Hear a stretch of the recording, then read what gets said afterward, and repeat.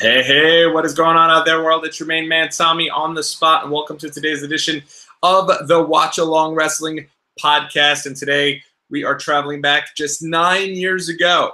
So, yes, last week we traveled 25 years. We went aboard the USS Intrepid and revisited the rise of Lex Luger in the WWE. And this week we're going to be focusing on really the Apex. I'm wearing the Apex, rocking the Apex Predator. Promise you that was completely by accident with that ridiculously bad pun. But we are going to be looking at Jeff Hardy and the rise of both Jeff Hardy and CM Punk.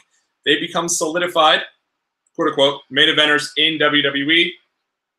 Jeff Hardy cannot possibly be any hotter. And this is a show that I attended live. And not only did I attend this show live, but this started a string of about, I'd say 2 years of nonstop attempts at doing wrestling weekends with the buddies, wrestling weekends with the boys, if you will, and boys and girls. We had a big crew that would usually go to these different wrestling shows, and for whatever occasion amongst all of us, we tried to turn them into wrestling weekends, and it was a really cool time. It was an interesting time in my life. We'll kind of divulge some of that. We'll talk about some of that as we start things off here, but it was also a really interesting time here in WWE. Now, before we kind of dive into this, I'll kind of go through each piece by piece here. But this is the time period in WWE when, believe it or not, there was a very short period of time in which Vince McMahon sold Monday Night Raw to Donald Trump. That's right. The same Donald J. Trump, who is the president of the United States. And it just kind of happened out of nowhere. Now, obviously, everyone knows the well-documented past of, between Vince McMahon and Donald Trump.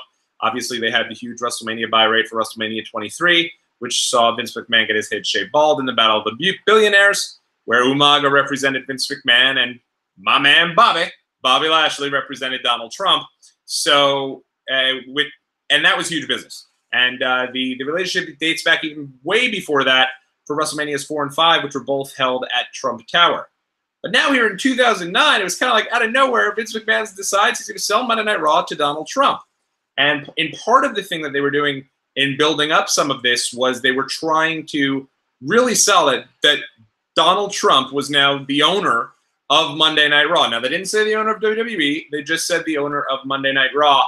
And in doing so, showed up on Raw and made a whole bunch of promises about how he was going to make things better. He was going to make Raw great again, I guess. And in doing so, really kind of made a couple of different promises. Number one, he promised that he was going to allow fans to come to Raw for free. I know that sounds insane, but that actually happened. That's right. Donald Trump, who in storyline was the owner of Monday Night Raw, actually did have fans come to Raw for free. That was something they were promoting, and Vince McMahon legitimately refunded everyone who asked, which was a $240 million gate for that particular Raw. Every single person who went to that show, I guess you had to probably ask or something, but you were refunded. Vince McMahon fronted the bill for all those people just to sell the idea that Donald Trump was now the owner of Raw. They also did a commercial-free Raw. I believe it was on June 22nd, 2009. Commercial-free, completely, from the start of the show till the end of the show, completely commercial-free. Now, granted, while it was commercial-free in that you didn't see commercials, you had many product placements throughout the show, similar to what you see today with Mountain Dew, which makes me cringe every time Jerry Lawler picks up a Mountain Dew and takes a sip, but neither here nor there. So that happened. So you had a nonstop commercial-free episode of Raw, and then you also had a superstar shakeup, which inevitably moved Donald Trump over to move 5 superstars between the 3 brands, Raw, SmackDown, and remember, at this point, ECW is still a thing. Also in 2009, WWE really becomes PG. And you'll still see some of the remnants of the kind of that raunchier Attitude Era type programming, but now they're really moving towards the PG. The Mattel line of WWE action figures that we all love, and if you're a Mattel wrestling figure fanatic like myself, you're ready for the update tomorrow at San Diego Comic-Con. That's going to be released tomorrow all day on Twitter. Might already be available over at Ringside Collectibles. So when you're done with this, go head over to our friends at ringsidecollectibles.com. Go check out the different figures that were on display at the San Diego Comic-Con. But that Mattel line of figures, which is still so popular today, the Elite line, the the basics, the battle packs, all that, that really comes out in 2009. And it's funny because if you go back and you watch some of this programming, you can really see those early Elite Series, those Elite 1, Elite 2, Elite 3, all of those figures as they were coming out are based off the way these guys are dressed back in 2009.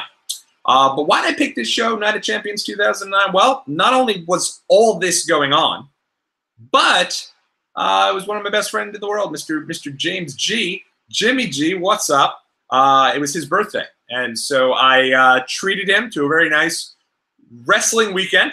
And so on Sunday, I treated him to wrestling tickets on Sunday night, Night of the Champions. And then on Saturday night, even though he was not a huge indie wrestling fan, and, you know, gun to his head, probably not as big a wrestling fan as I was in general, who is, James had, we went to the Dragon Gate USA show on Saturday night. And I'm going to get into all of that kind of as we watch the show here. If I sit here and I talk for 35, 40 minutes, and then we start the 3-hour show, we'll be here till 1:30 in the morning. As is, we'll be here till 1 o'clock in the morning. But I'm amped. I love this time in WWE. I have a lot to say about this time in WWE. It was almost like my wrestling fandom, which has never stopped. I've never been a straight-up lapsed fan to this day. For those of you over the weekend who tuned into this YouTube channel, you saw the videos pop up with me on the road talking about my predictions for Extreme Rules. I still watch to this day. I've been a fan my entire life. But for whatever reason, 2009, things exploded for me, and I just became this major fan of all things wrestling. I wanted my hands on literally every single thing that I can get my hands on, and so we'll talk about that. We'll get to it, and let's start the show, though, so to speak, even though we're starting the Watchalong Wrestling Podcast. Let's start the Night of Champions 2009. We've already gone through the little TV 14 gimmick. That has popped up, and we're ready to begin. I'm at 000, so if you're watching this at home, if you're watching this on a delay, if at some point down the line we have this available wherever podcasts are found, and you're going back in the archives and listening to this, we're going to do it together. I'm going to count you down, 5, 4, 3, and then we're going to hit the play button for Night of Champions 2009. As everything continues here, and as we go along, I'll provide you with some historical context of each person, of everything that we see, and a lot from being there live that night. Real quick, though, let's get into it. Let's get in. No real quick beforehand. Let's just jump right in. So, Night of Champions 2009, we're going to get it started in 5, 4, 3, 2, 1, and play.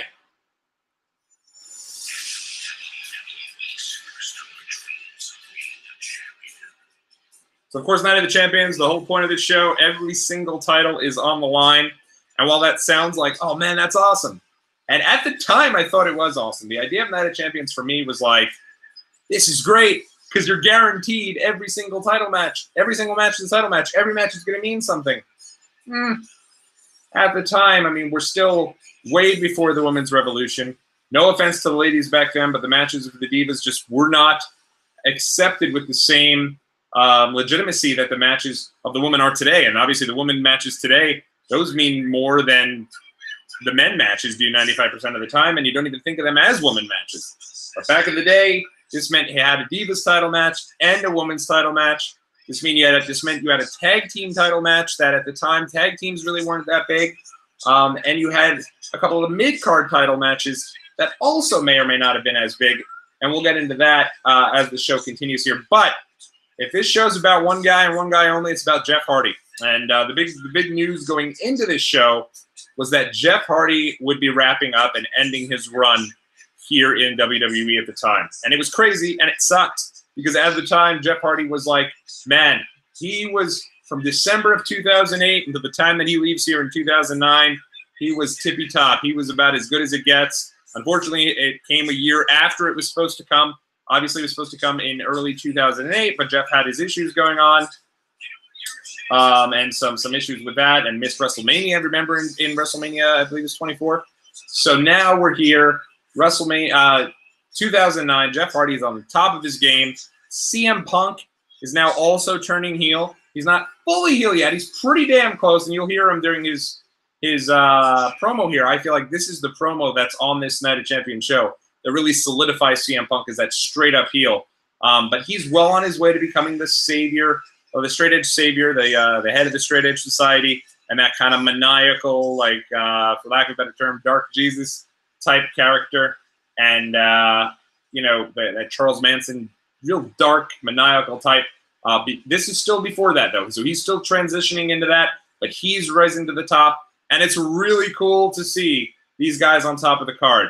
On the opposite side of things, on Raw, you'll see it's Orton, Triple H, and John Cena. And for a long period of time, those guys were in the main events of every single show. And I'm talking from like 2007 to 2010 or 11, probably even before that. Probably like 2004, 2005. Orton won the title in 2004. Cena in 2005, and they never left the main event scene. Triple H, now he's still there, and at this point it's kind of like, why is he still there? He's been on the main event for so long. But, as you'll see here, Lillian's in the ring. They're live from Philadelphia, Pennsylvania, a sold-out Philadelphia, Pennsylvania. So people are stoked, and people are really stoked because of the fact that one of the main things going into this show was who was going to be Chris Jericho's mystery partner. What had occurred with Chris Jericho was at the Bash, which was the show right before this, Chris Jericho teamed with Edge pretty much out of nowhere after Vince McMahon showed up and basically said Teddy Long was useless at his job.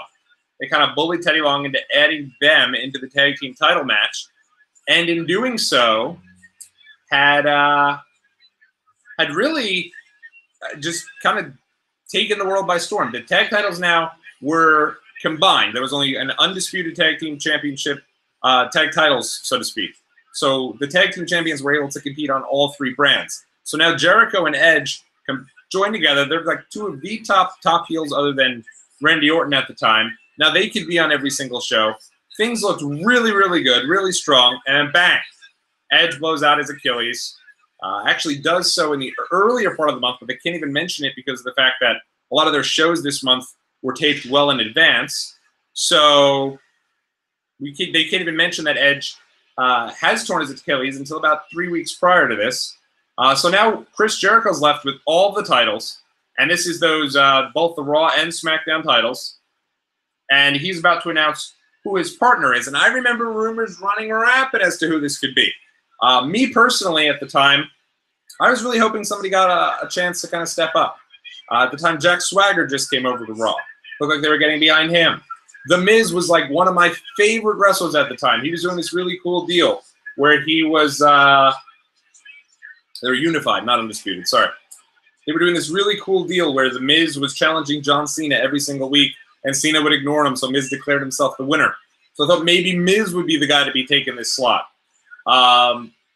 Just up and down, it could have been so many different people they could have put in this role.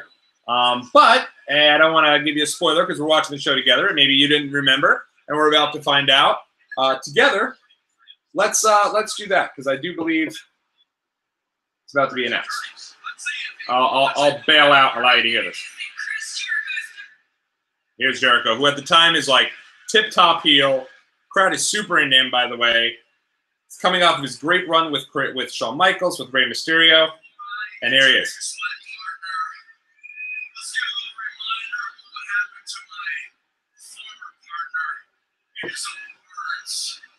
So, by the way, now Edge is injured.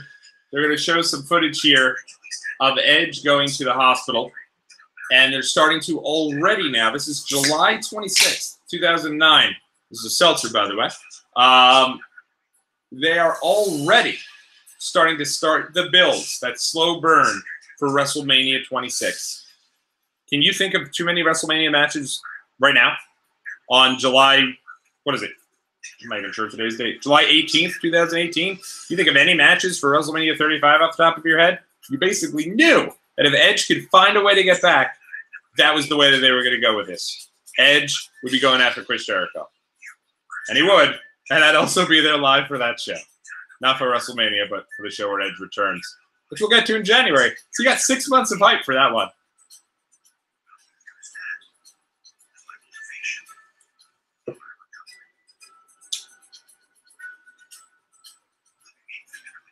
So Edge was like one of the top heels pretty much in the entire business at the time. Burns his Achilles tendon. and they just decide, hey, this sucks. He's going to be out. We'll lose an edge, but why not? Let's try to turn him babyface here. And I thought that was one of the cool things they did.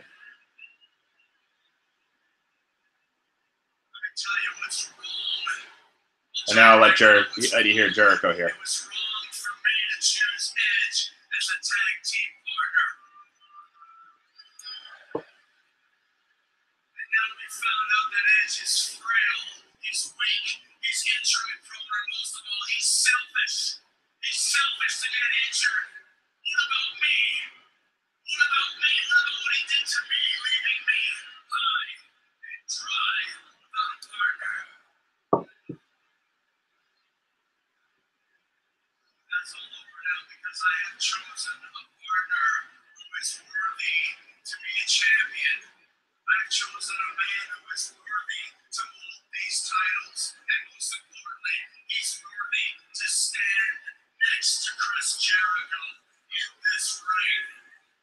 Starting to think, ooh, is it a guy from Ring of Honor?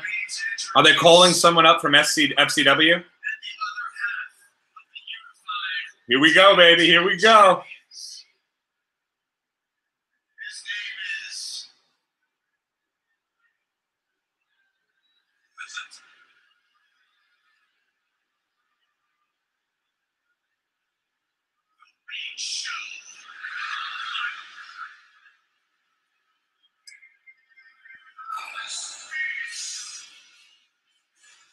What you just heard, granted, he actually did get a pretty decent pop, way more than I remember. But I remember a lot going into this show was who was going to be Chris Jericho's partner. They start off with it. This could literally be kind of that hot moment when John Cena did the U.S. Open Challenge at, I think it was Hell in a Cell 2015. And out comes Alberto Del Rio, and the place loses their mind. Nobody expects that. And Del Rio's just the hottest guy around at the time. Everyone's pumped for it, and I thought they could have really started the show off on a hot note. But that said, looking back on it, this starts the build of Jericho. And in doing so, what it also does is it keeps Chris Jericho a complete and utter nasty heel. This is actually really smart booking if you think about it. Nobody wants the Big Show to be Chris Jericho's partner at the time, right? But let's say he calls out who's big in 2009 in Ring of Honor. Let's say he calls out Daniel Bryan or Nigel McGuinness, who were on their way to WWE, I know, a little later, but let's just play along here. Calls out Daniel Bryan or Nigel McGuinness, he'd be a major babyface. He's already going to be a major babyface because of the fact that Legacy's like the most hated guys on the roster at the time because they're in there with Randy Orton. But with that being said, it's one of these deals where, oh shoot, is this? I am totally confused here. Sorry, everybody. The entire screen went blank. I figured I was on this still with you guys, but then I just couldn't see myself. So looks like we're still good though. So yeah, so Legacy's two of the most hated guys there. It's already going to be hard for Jericho to continue to be a heel. He's having the best matches on the entire roster. Just has a killer match at the Bash with Rey Mysterio, match of the year candidate, mask versus title. And so people are already, people like Jericho, right? People are kind of in on the idea that, like, he's not a big, nasty, douchey heel. He's really a good dude. And he's Chris Jericho. I mean, who doesn't love Chris Jericho? So what can he do to maybe get some people to be a little disappointed? Build up a major surprise and deliver the Big Show. And, yeah, that would have little bit of a letdown, but it makes sense and gets you to still hate on Jericho. Legacy, on the other hand, Ted DiBiase, Cody Rhodes, are really being positioned here as the future of the business, particularly Ted DiBiase. And it's unbelievable that they didn't make it with this guy. I don't know what went wrong. I don't know if it was on him. I don't know if it was on them. I don't know if it was on a combination of both. But this guy really had all the tools. And, excuse me, leading up to this Night of Champions show, Ted DiBiase Sr., the $1 Million Man,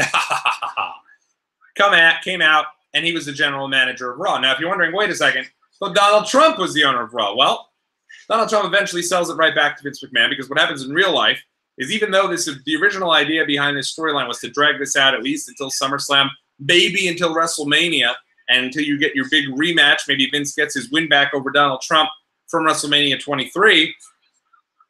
Well, what ends up happening is like stock plummets. People think Vince McMahon actually gives up ownership of the company. I know what you're thinking. That's ridiculous. Who would believe such silliness? Well, even though people think wrestling's fake, sometimes people pick up on this stuff. I don't know if this happened with this, but I could tell you that I remember it clear as day, WFAN, right here in New York, when Vince McMahon's limo blows up, they announced at the 2020 Sports Beat that Vince McMahon had passed away. I mean, so people believe this stuff, and it was legitimate news that Donald Trump had purchased Raw, and stock went down. People were legit worried about it. People were not into it. People just weren't really all that interested anyway.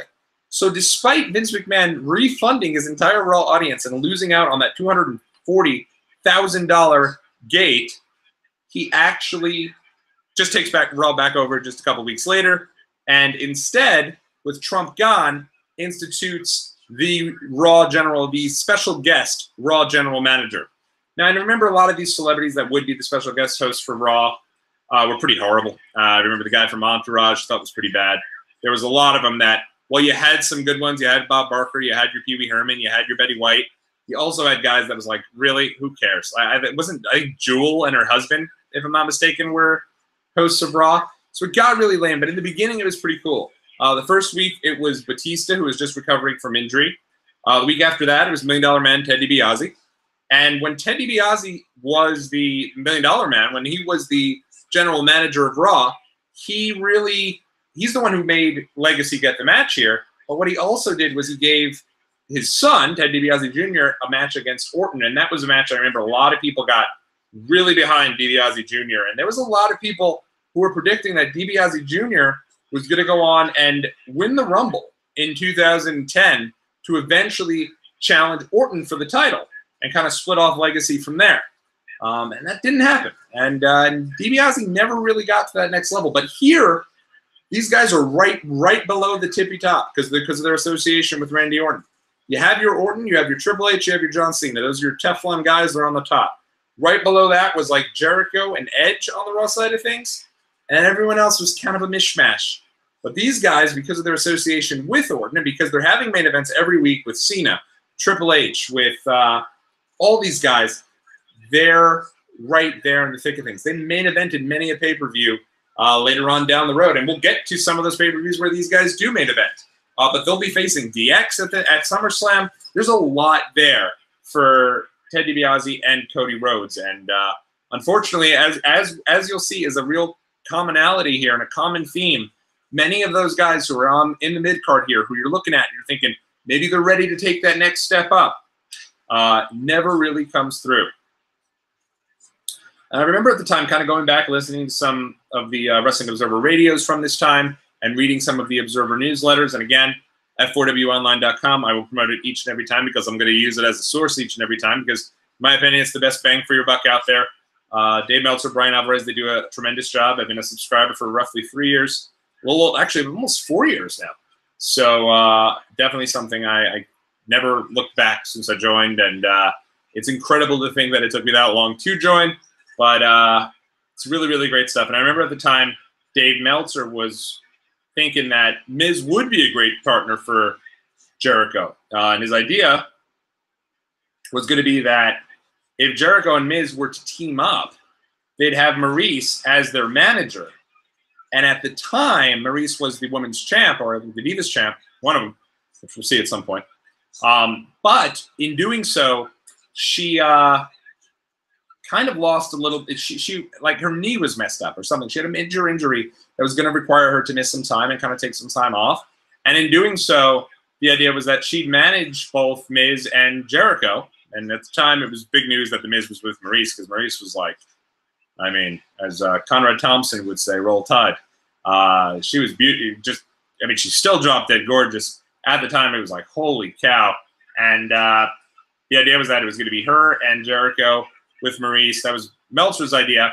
But the rumor at the time, and at least the tentative plan, was actually going to be that before they took Edge off the road, they were going to have Edge show up with Jericho and give the belts to Dolph Ziggler.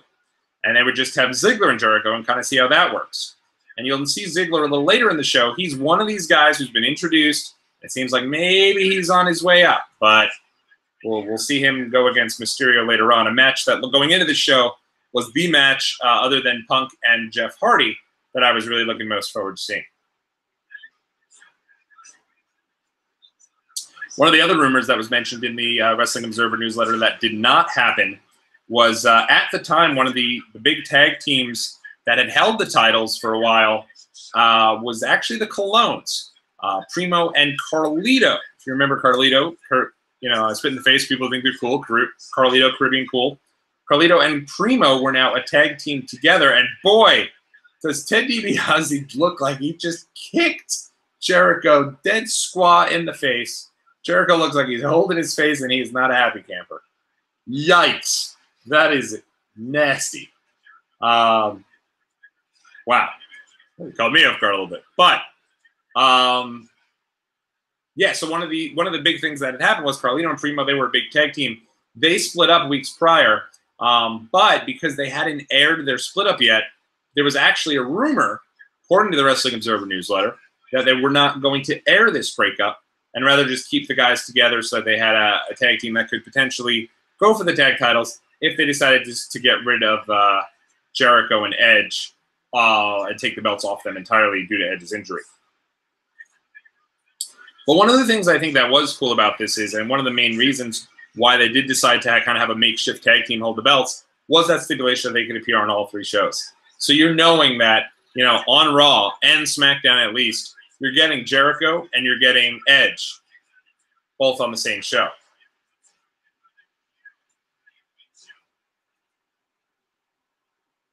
Also at the time, Superstars had returned to the WGN America network. And even though Superstars is still, I believe, still on somewhere, I think you can watch a brand new episode of Superstars every week on the network right now. And it's taped either before Raw or SmackDown. At the time, because it was a new show that was being promoted, it was being promoted as actually a pretty big deal.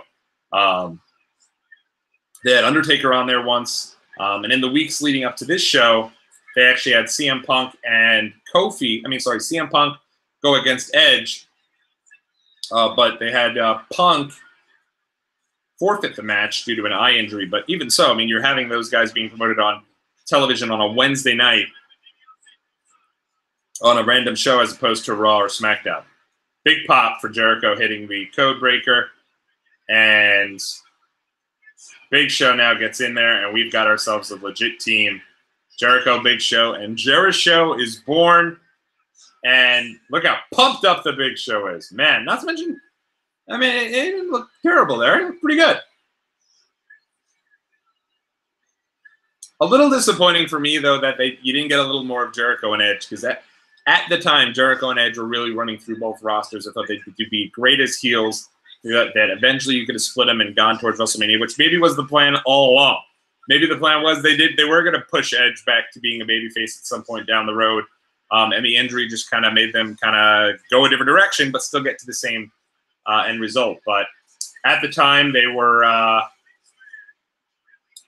there was a rumor they had actually combined their music together. They mentioned it in one of the observers that they had actually had that blended music. How they eventually do with Big Show and Jericho with they do like the "We'll break the walls down." They did that for Jericho and Edge, and they were actually going to be called either Team Ego or Team Rated YTJ. So it's a shame we missed out on that. I thought there was a lot that could have happened there, but them's the breaks. Injuries happen, but sometimes at the worst time. But again, now there goes Rhodes and DiBiase. They're the major focal point of the show each and every week. They're in the main events each and every week. And what's happening here? But they're getting beat pretty damn easily and pretty handily by Big Show, who at this point, going into this show, was actually just in a random 6-way for the U.S. title, and instead now is right in the forefront and beating Ted DiBiase clean. I'm going to bail out here so you could hear CM Punk, because I remember this promo very well as CM Punk, even though he's well on his way to becoming a heel, really becomes a heel right here.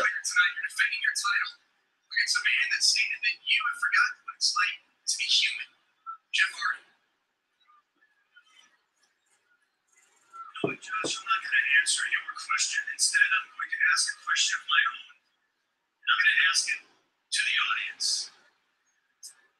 So, audience, do you mean to tell me that after everything I've said, after telling you the truth, that you're still behind Jeff Hardy? As you can tell, Jeff Hardy, unbelievably over at the time. He's like your Seth Rollins was today, your Daniel Bryan was in 2014. Love this promo. Look how he's going out. He's backstage, and then bang, there he is right in the live arena. And I remember we were positioned kind of right above him, right up there somewhere on that left-hand side, because I remember we were losing our minds that here comes CM Punk. Boy, would I have marked out if they just showed us there in the crowd. But no, we're way up in the nosebleeds. But we're there on that side. So, all you people here, despite evidence to the contrary, still choose. By the way, that's the Elite One CM Punk shirt, right? Purposes can't even support himself.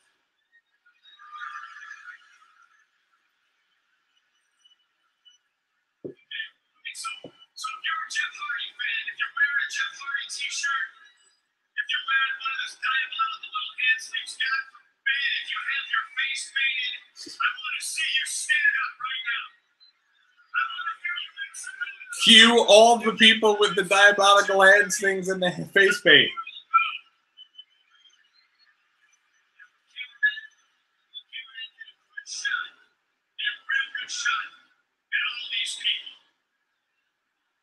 Kid with the face paint. Those armbands, they were about popular as can be. I'll bow out.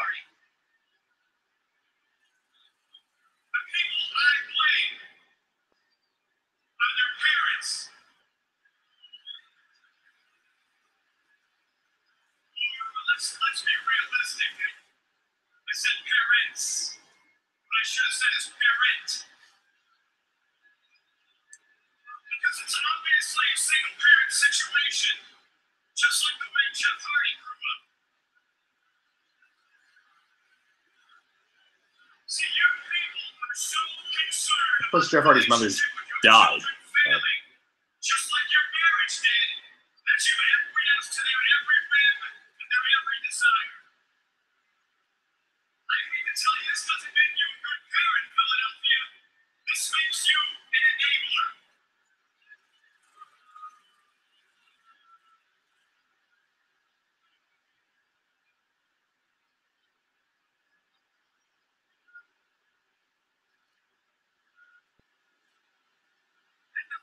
To even let your children look up to a guy like Jeff Hardy to show that you really don't care what happens to them to begin with. It's a sad situation.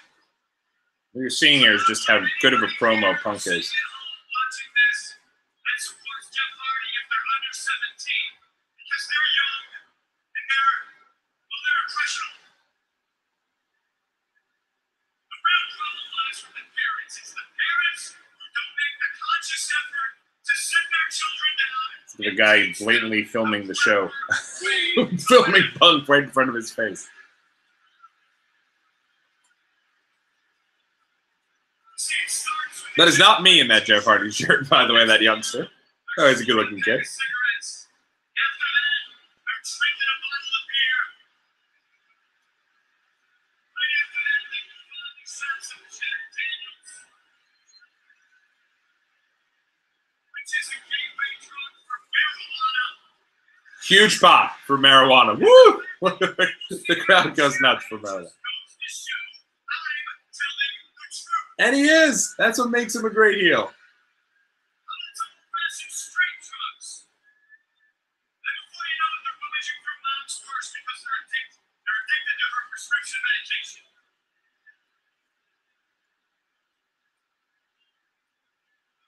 That isn't cool. He's 100% right. All of this can be stopped before it's too late.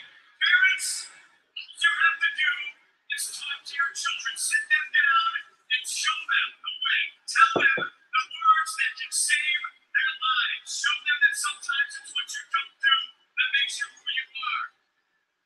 For weeks, I've been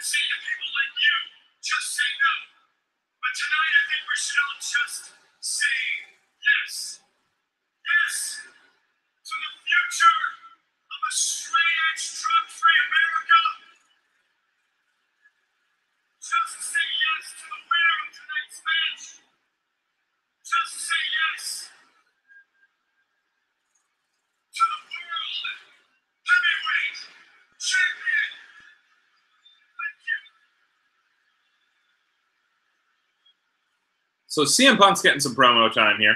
And at the time, this is only a couple of months into his heel run here, right? I mean, he had been a huge babyface coming up with ECW, won the Money in the Bank contract and the world title in 2008. Kind of just a transition kind of paper champ at the time, though. Didn't main event any pay-per-views with that belt. Wins the Money in the Bank again at WrestleMania 24, and now it's like, wait a minute, CM Punk, sorry, WrestleMania 25. CM Punk again? Like, he's really our guy? That's kind of weird. Comes in, cashes in right after Jeff Hardy's TLC match. There's my main man, Tony the Chim. The ECW title. They're in Philadelphia, and nobody cares. That's how much they've killed the ECW brand. Here comes Tommy Dreamer, and nobody cares. Man, does he even have... Yeah, he's got that music. But in any event, they had did a deal where... So now Punk so Punk comes in, he wins the title, cashing in after TLC, and it's almost like, wow, it was really opportunistic, and he did it against Jeff Hardy. But they slow burn this turn here. They don't turn him right away. They make it seem like he's kind of cool with Jeff. But what they do at the time is they do a deal at the Bash where the guys are having a pretty good match, and they have like kind of a mutual respect for each other. When all of a sudden Jeff Hardy kind of rakes the eyes of Punk when Punk has him up for the GTS. And in doing so, Punk drops Jeff Hardy to the ground, immediately covers his eye, and for weeks acts like he has an eye injury. He ends up getting disqualified from the match because he pushes the ref out of the way, and in doing so, starts to really turn into a bit of a heel. Then he starts the jokes kind of about Jeff Hardy, tells him to just say no. And of course, so at the time, pretty much right before 2009, I was very much straight edge hardcore. You know, I'd have a beer on and off, but for the most part, I didn't do anything. I didn't drink, didn't smoke, didn't do a damn thing. And so in 2009, I was, started a new job. Also at the time, now I'm broken up with my girlfriend who I had throughout my entire time in college. So while most people experiment with alcohol, never did smoking or anything like that, but with alcohol, I now am going out with people for happy hours every single day. And so now every single Friday. And so now I'm starting to really pick up on the enjoyment, I guess, of drinking with buddies at the end of a long work week. So if this CM Punk character had came out just a couple months prior, my God, he'd be my favorite guy. I would hate Jeff Hardy. I would be the biggest fan of CM Punk. But because now in my life, I'm starting to realize that, hey, maybe there is an alternative to that straight edge lifestyle. I am very much into Jeff Hardy. He was one of my favorites. Matt Hardy was my favorite and had been for many, many years. And so because of that, I started to deal with that and talk with, I was very much against what Punk did. But it's crazy what Punk was saying. But it's crazy to think that they're building up this guy who is talking about how alcohol is the gateway drug to marijuana, alcohol is the gateway drug to hard drugs even, prescription pills, all this craziness. And they're building this up as if he's a heel. Like just a couple years after they've had tons of rampant drug use going on in WWE. People were getting suspended right and left. And despite all of that, they really do. They built this up as if Punk was a major heel. Now, of course, what makes a heel the absolute best heel around is if that heel's telling the truth. That's what makes a heel just the best, right? That's what makes a heel the man. And, of course, all of this is eventually going to lead to Jeff Hardy leaving WWE. And what happens right after he leaves WWE? He gets popped for getting a whole bunch of drugs in the mail by a fan and gets arrested for it. And it was like, oh, my God, here's this guy. This whole gimmick here is that Jeff Hardy is clean now. He's gotten his life together. Get behind him. People make mistakes, but damn it, people bounce back. And you can't judge somebody because they had some issues in the past. And right after he leaves WWE in August, September, he gets arrested. And when he does, who's the first person you see on WWE television super stoked about it? CM Punk. And the most justifiably correct heel in the history of the business. Just could not have worked any better. And I always give WWE credit for allowing him to talk about that in his promo. So really made for a really interesting time. So here's Christian at the time. Christian now back with WWE for the first time in a long time. He had been in TNA, had left WWE in 2005, went over to TNA, became a main eventer over there, and eventually wanted to come back to WWE now that he had established himself as a main eventer. And when he did, he went over to ECW. Now, of course, you hear ECW and you think, oh, ECW. I mean, hardcore, you're thinking thumbtacks, you're thinking, barbed wire rope matches, you're thinking super hardcore stuff, high-flying stuff. In WWE, when they brought back ECW, they quickly kind of transitioned ECW into what NXT is today. Really was developmental on television in a weird way, with a couple of veterans in there to help these guys have some good matches before they were ready to go up to WWE and to Raw and SmackDown, so to speak. So while you had your Tommy Dreamers and your Christians down there, you also had your Evan Bournes. You also had your Jack Swaggers. You also had your Tyson Kidd and David Hart Smith, the Hart Dynasty. And all those guys were in ECW and were brought up to Raw and SmackDown, with the idea being, okay, here's these guys. They're going to Raw. They're going to SmackDown. And they'll be replenished with guys who can go down there and help some of the younger guys along, or who maybe need a little bit of a fresh coat of paint. Shelton Benjamin went back down. William Regal went back down. And at the same time, they brought guys up into ECW who they saw a bit of a future in. Just coming up at the time was Abraham Washington. Remember Abraham Washington he had the Abraham Washington show with Tony Atlas, when Tony Atlas sat there and laughed the entire time. You also had the debuting Tyler Rex, who eventually would go on a team with Kurt Hawkins. You eventually had Sheamus. Sheamus debuts in ECW as Sheamus McGillicuddy, or some weird Irish last name that he does. So it allowed those guys to kind of get some television time, but to be seen on a smaller scale than your Raw and SmackDowns, similar to NXT. The only problem was that ECW didn't really have the thing behind it because it had the ECW name. So people really wanted ECW. When you hear ECW, you immediately hear ECW, ECW. And in that type of ECW, it wasn't. It wasn't going to be your hardcore ECW. A lot of those guys came in, and I love a lot of those guys. Many of them flamed out by this point already. Few of the ECW originals were still there. Dreamer was one of the last ones. The show aired on Tuesday nights and would only last about another year more before being replaced by NXT. But the game show variant, is not very good. That was actually pretty horrible. So I remember this idea that, like, hey, Christian's coming back. WWE is badly in need of some top stars. He's established himself as a top star, and he comes back, and he has to start over in ECW. So that was kind of a downer. But what ECW did do as well was it gave a place for some guys to get that reinvigorating push. Matt Hardy was down in ECW, was the champion for a while. I remember I want to say there was like a Saturday night's main event where it was champion versus champion versus champion. And it was, if I'm not mistaken, John Cena versus The Undertaker versus Matt Hardy. Yeah, pretty sure. Which is crazy if you think about it. But Matt Hardy was. He was ECW champ. He eventually moves back over to the SmackDown brand. We'll get to him a little bit later on. At the same time, there was also Mark Henry, who was in ECW.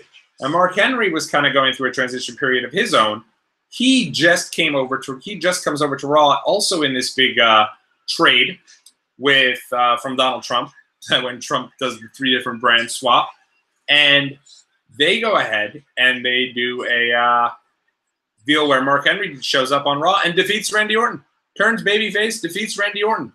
And weeks after this is in the main events. He's teaming with Triple H and John Cena. He's right there as a top guy. And then his first pay-per-view, because remember, pay-per-views were still the biggest back then, he comes in there and says, basically, he's not on the show because he's not ready for a title match yet. And that was why I thought that they limited themselves with this all-title match. All titles have to be on the line stipulation. He was a hot act, Mark Henry, and he wasn't even able to be on the show. We'll say Christian and Tommy are tearing it up here, though. Gotta love Tommy Dreamer. He looks completely and utterly just pretty out of shape and all, you know, wearing the t-shirt, wearing the pants, but in all honesty, was busting his ass in there. He looks great. Crazy to think he's still having matches each and every week for House of Hardcore. Christian is just $1 million though. This guy, few as in-ring solid as Christian was.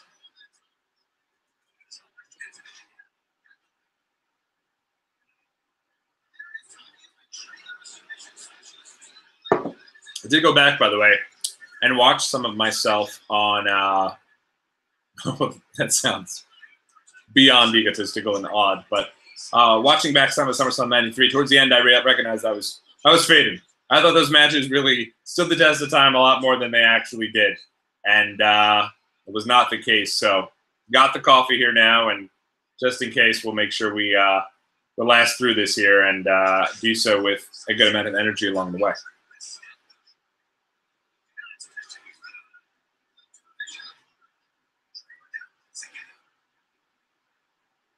But yeah, they're really having one hell of a match here.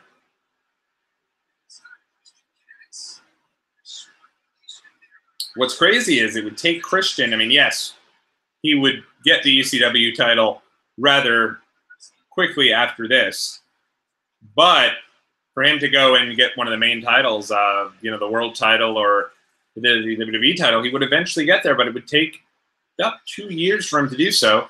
In 2011, following the untimely retirement of Edge. Unprettier.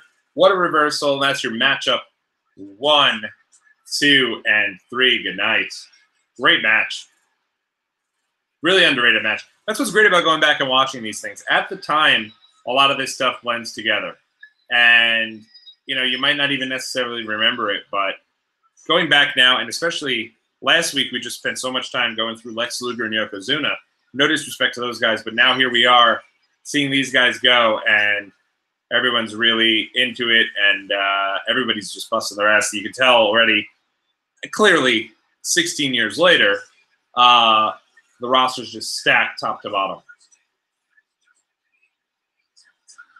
Maybe everything wasn't great, and maybe a lot of guys got stuck in the mid-card or stuck along the shuffle, but at the end, Christian's holding that ECW title belt upside down, but nonetheless, everybody was really solid.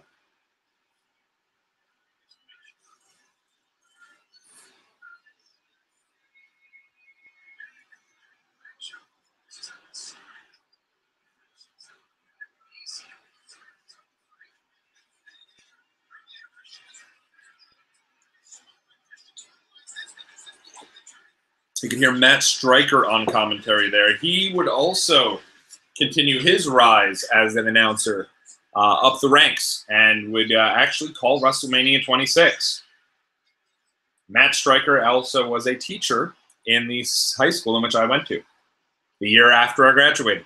But I had watched him on the indies for a very long time. So for a long time, there would it was really funny to hear that Matt Stryker was teaching at that school.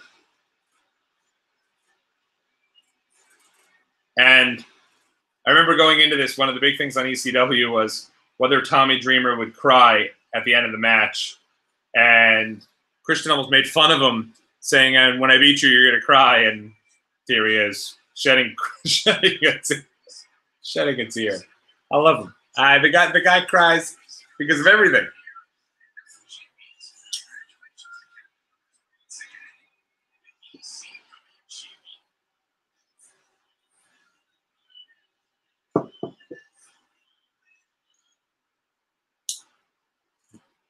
What I do like about the Night of Champions is the setup there.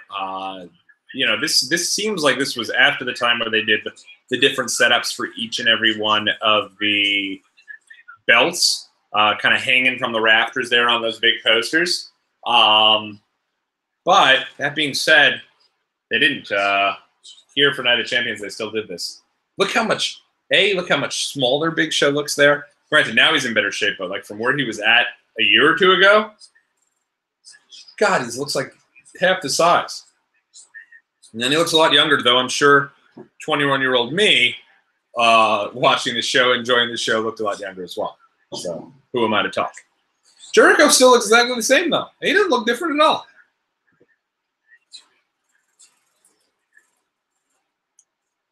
So I'll say a little bit about the idea for why we decided to go to the show. Other than the fact that I, again, was in a point in my life where for whatever, so as I said, I go through a regular college, undergraduate, 4 years, in a relationship, thinking that's the girl I'm going to marry. We've all been there. Am I right? Have we all been there?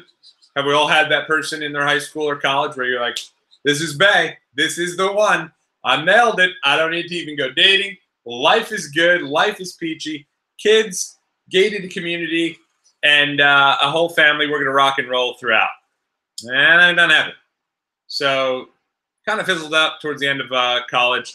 Now in 2009, I'm kind of revamping my entire everything about myself. At the time, I was still rocking, as my friends referred to them, squish pants. I grew up not wearing jeans at all. I didn't think jeans were comfortable. So I wore nothing but workout pants pretty much every single day of the week. I'd wear workout pants to work. And I'm talking like, if you remember, The Rock would wear kind of the Adidas pants that would go up and down on the side. That's exactly what I would wear. And all the time. Didn't wear any jeans. Wore like pretty crappy clothing most of the time. It was like wrestling shirts. And of course, here I am rocking a wrestling shirt. But it was wrestling shirts, but like crappy wrestling shirts, not even good ones.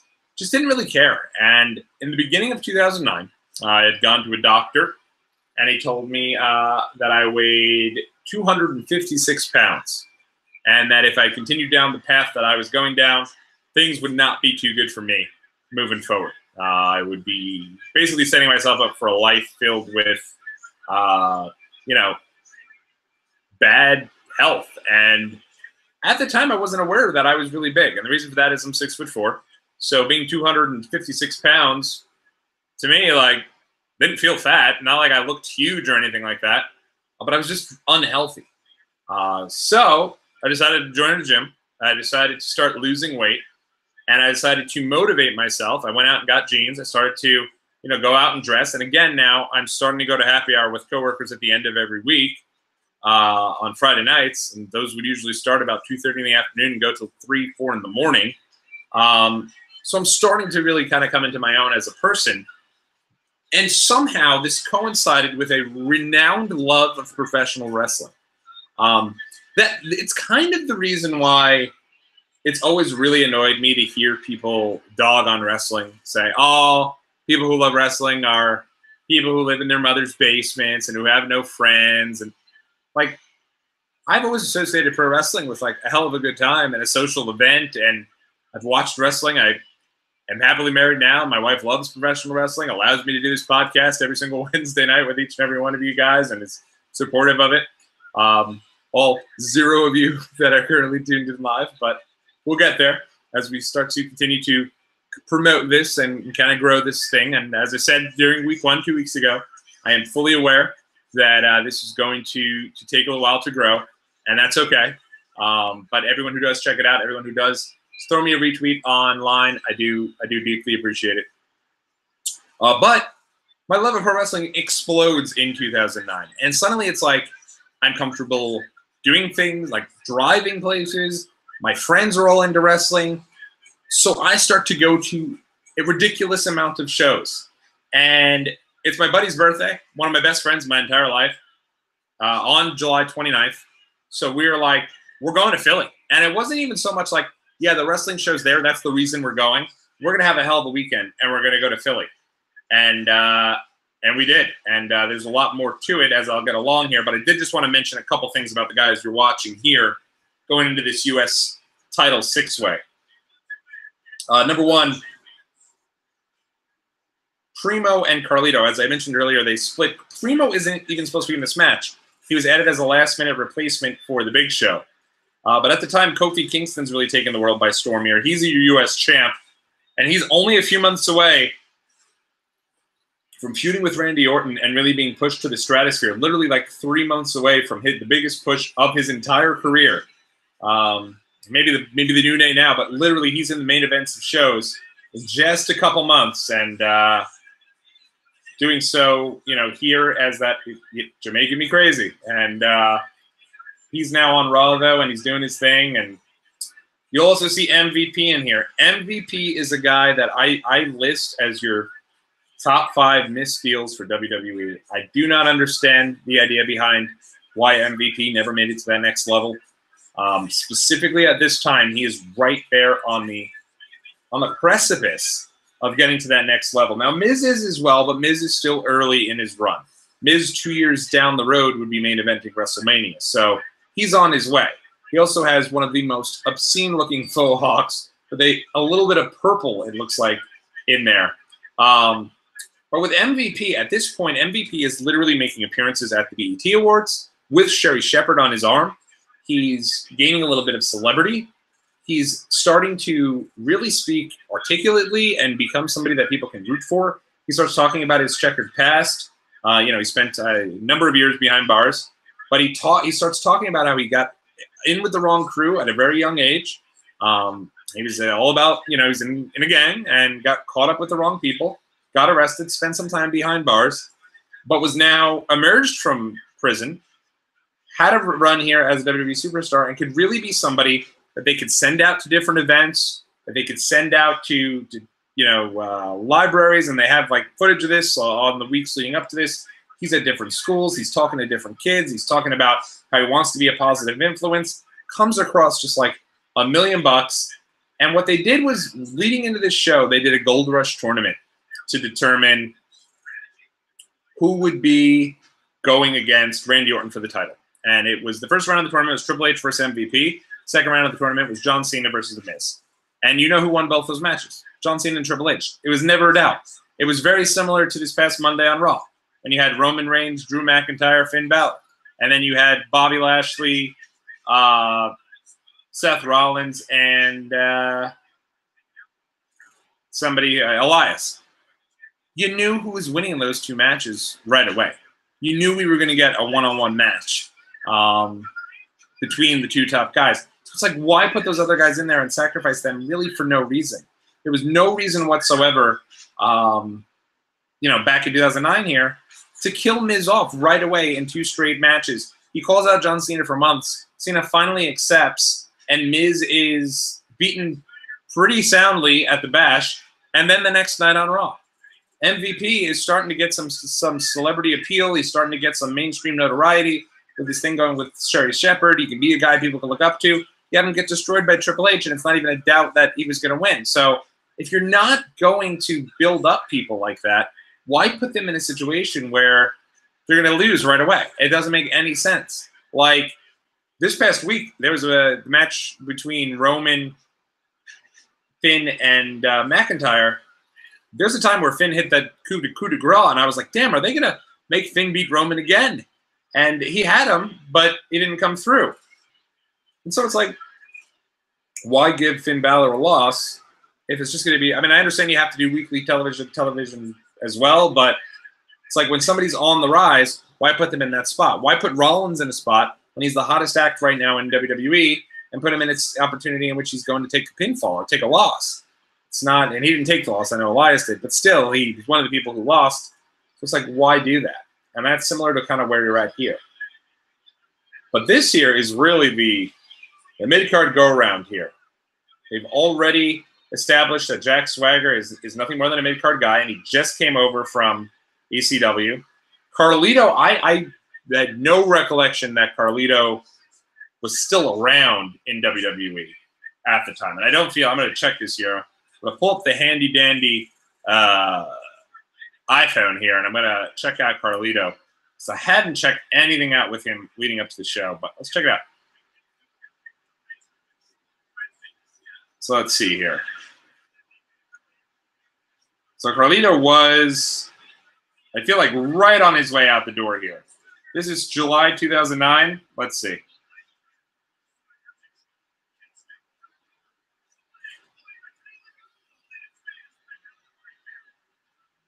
Oh, okay. Well, so he's actually there until 2010, and then unfortunately gets released because they want him to go to a rehab facility due to failing wellness, and he refuses. Whatever. But he's still. I didn't realize he was around that long. That's well. But Primo's always a guy. I say this to this day. Now he's probably past this, but Primo was always a guy that I feel like could have been more. Could have done a lot more. He could have had a legitimate singles run. He's an unbelievable talker. He's bilingual. Go back and watch Carlos Colon go in the WWE Hall of Fame in 2014. Primo cuts a hell of a promo, similar to Cody when Dusty went in. He just really opened my eyes, and to me, no one else had even really said anything about it. Like, no one really built Primo up, and it's a shame he never really got that opportunity.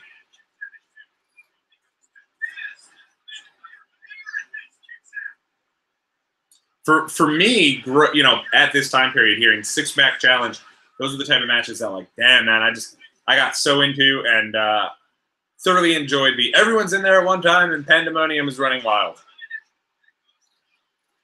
Especially a match like time we're on the rise.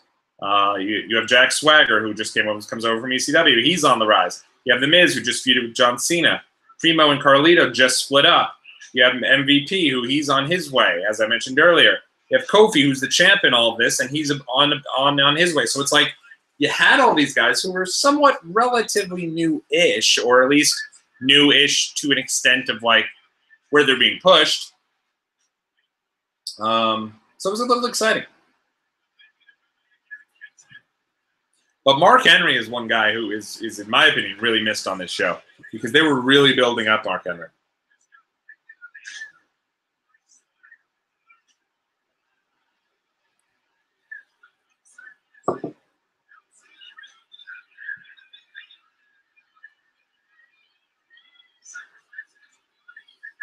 What I will say, too, about this particular time period is this is really when, and we're going to talk about this a little more when the Hardys come out later, but this is also really when, yeah,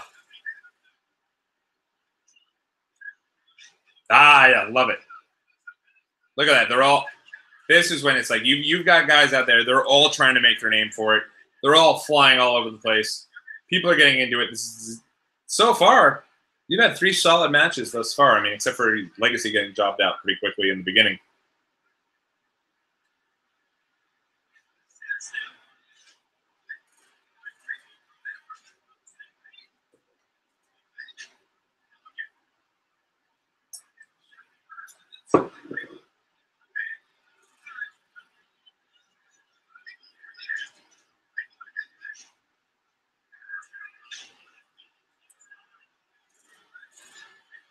Jack Swagger's a guy you could just tell they were really big on. Didn't do much for me, I'll be perfectly honest, really until he gets rid of this All-American American gear character. I just thought the All-American American was such a silly character. He had the corny music. I mean, I liked his music, but it was corny with the Rage Against the Machine band.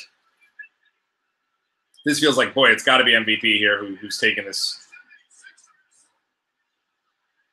Does the ball-in drop. At the time, ball-in, Jim Jones was like the big thing. I don't know about in 2009, actually. It was kind of out, but, you know, he did his entire role. Look at that. Playmaker, skull-crushing finale at the exact same time. And now the Colognes kind of break that up. Great match thus far, actually.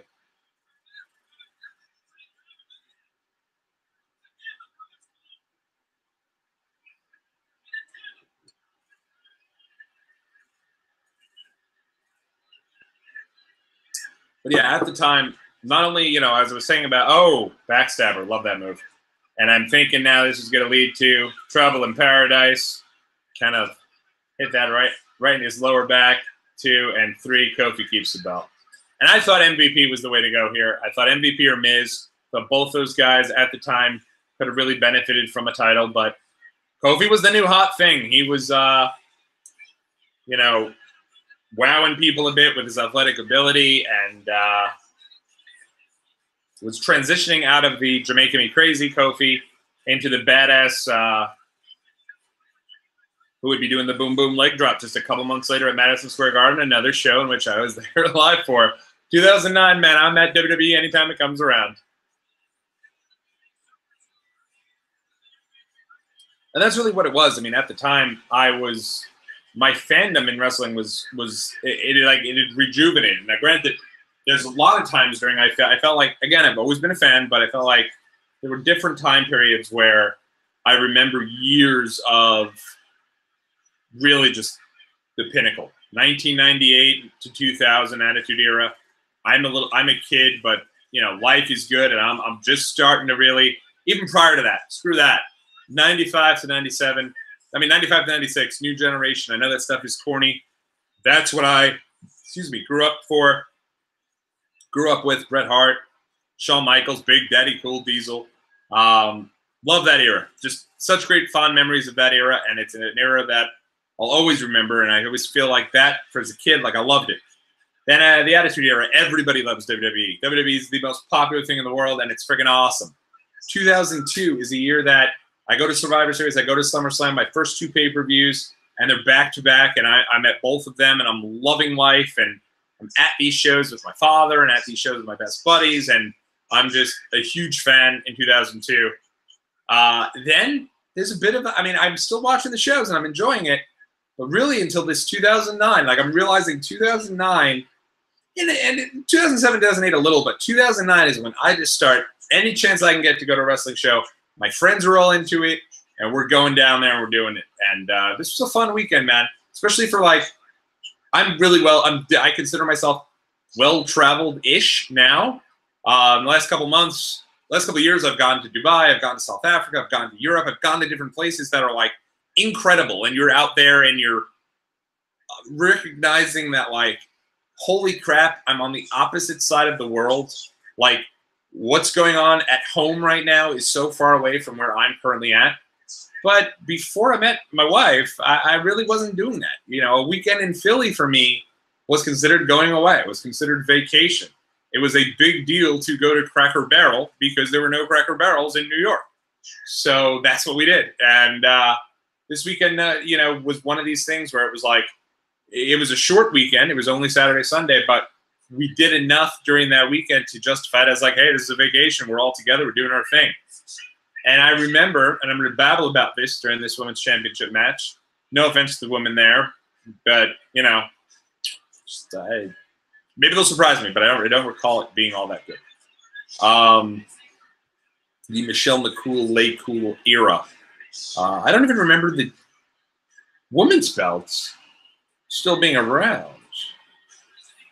Hey, it's good old JR. He's now on SmackDown because he had been traded over. Look how happy the poor guy looks to be on SmackDown. Good God. But I will say him and Grisham were a really underrated team. They're actually really good together as an announced team. But yeah, at the time, going away was fun. And we would go away, spend a weekend in Philly and document everything, take pictures of everything. Oh, this was huge. We're going to, historical Philly and seeing that and seeing the Liberty Bell. And I remember telling my friend about Dragon Gate USA, which was a new promotion that had just launched from Gabe Sapolsky, who I had known of for his time in Ring of Honor. And I knew was no longer with Ring of Honor because Kerry Silken had kind of taken that over, and this was his new venture. And he was going to bring Japanese wrestling to the United States. And I remember a lot of people at the time, it was like a big deal that this was going to occur, and also really risky because of the fact that no one really knew if it was viable that someone could bring in a variety of Japanese talent just for a one-off. This wasn't like they were going on a major tour. It was a one-off, but they had a pay-per-view deal right away. So their first show was broadcast on pay-per-view, at least on delay. I don't think it was live because there were a number of there was too many matches. It was a 2-hour pay-per-view, if I'm not mistaken, for the first Dragon Gate show. And we had about a 3-hour show. So it was it's pretty nutty. But we had done that. That show, they talk about that debut. I immediately tell my friend I got tickets for that as well. Because at the time, like, I am the wrestling friend. I am the wrestling guy. I want my friends to come with. So I don't really mind footing the bill for some of these things. Most of the time, they get me back other ways. They'll pay for this, they'll pay for that, they'll get air, they'll get hotel, they'll get dinners. But I would get tickets because I wanted to go to the different shows, and I knew sometimes if it was like, hey, I'd really like to go to this Dragon Gate USA show, I'm promising this stuff's going to be good, and my buddy who is more of a WWE guy doesn't really have any interest in doing that, but is down to try it, why not throw down $20 or $25 for him to also go and enjoy it? Sick little move there. Michelle McCool with the drop kick as Melina's doing the big little like split there. That was cool. That's badass. These are guys, these are or gals rather, that are going to go down and be much more well remembered in a couple of years. They don't get their due because they're right in the middle, right after the period of time where like the divas and the women who were wrestling didn't have too much. People didn't really want to see them. A lot of the women's matches were your bra and panties type matches, your pillow fights, your Santa's Little Helper, all that stuff. And so you didn't really have, even though women's wrestling was on the show, they usually like a women's match throughout. People weren't really that interested in seeing it. But I think a couple years from now, as the Hall of Fames continue, because you'll notice the way they're doing the WWE Hall of Fame right now with the women, they're putting in women who had some wrestling credential. I believe there's a reason why women like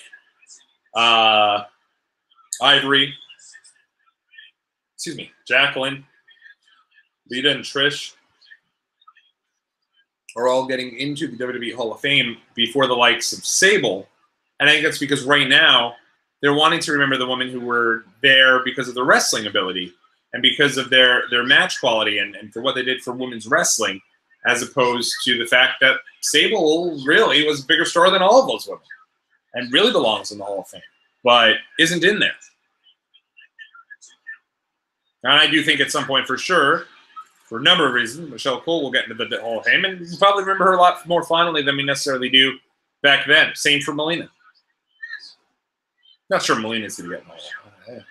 I don't know about that, but Michelle McCool, bet man, and I'll tell you, we were willing to bet a good amount that Michelle McCool will find her way to the WWE Hall of Fame. First yawn of the Watchalong Wrestling podcast. But yeah, so we went to this trip to Philly. Ended up being a great time. We ended up doing Dragon Gate USA on Saturday night, which I'll get to during the other women's match, and I'll tell you all about that show and what I remember about that show. And then we went the next day and did a couple different touristy stuff. And I remember at the time, me and my buddy, James, it's for his birthday. And so I go out and I buy the tickets for Saturday, the tickets for Sunday. I'm like, hey, bro, I got all these tickets. We're going to go. We're going to have a great time. And he didn't know if he'd be able to make it to Saturday. So it became really tough because now I have these tickets. He doesn't think he can join me on Saturday. I don't know what to do for my friend here because his party's on, his birthday's really, this is his birthday weekend. But now if he can't come on Saturday, it doesn't pay for us to go to Philly just for one day, go to the show, turn around and come home. At least go out there for 2 nights, have a good time out of it. So thankfully he was able to make it. We were able to turn it into a weekend. We did the Cracker Barrel thing. We did the cheesesteak thing. We did some historical Philly. Ended up doing a Ride the Ducks tour, which are always fun. Start your tour on land and then go into the sea, and you have your little duck beak that makes its noise, and you're able to kind of tour the city of Philly. You know what? These women are, this is way better than I remember. They're busting their ass. Shame on me for yawning earlier. Both absolutely stunning, too, I will say. Melina and Michelle McCool, very, very beautiful woman. But yeah, it was definitely a fun weekend and one to remember. And it started, or at least maybe it continued, but you know, it would be something where, you know, I'd always try if there was a pay-per-view to find us something to do the night prior that may or may not have been something that was wrestling related. This time it was, but other times it would be maybe a signing or a party, or you'd find out there was wrestling fans in town and you'd go meet up with them. But it was interesting. It was really cool.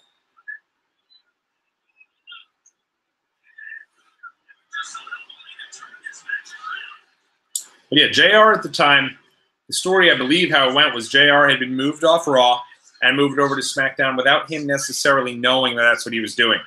He didn't know they were going to trade him, so he just had to get up and kind of move over there. Pretty embarrassing moment.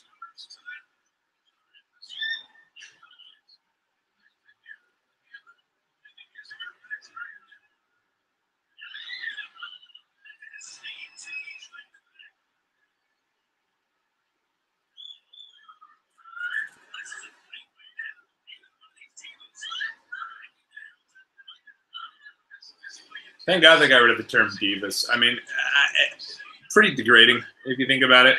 I think we'll all look back at divas and kind of roll our eyes. With the butterfly belt. Lame.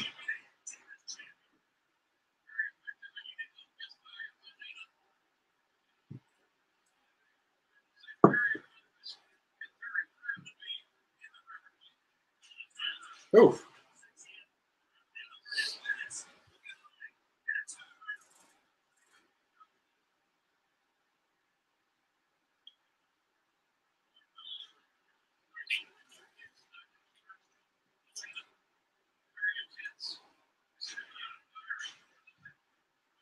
I had mentioned earlier about around the time I was starting to become a little more interested in working out and a little more interested in the way that I looked and wearing jeans and some better clothing. And if there's one type of clothing I thoroughly enjoyed, it was the Affliction shirts.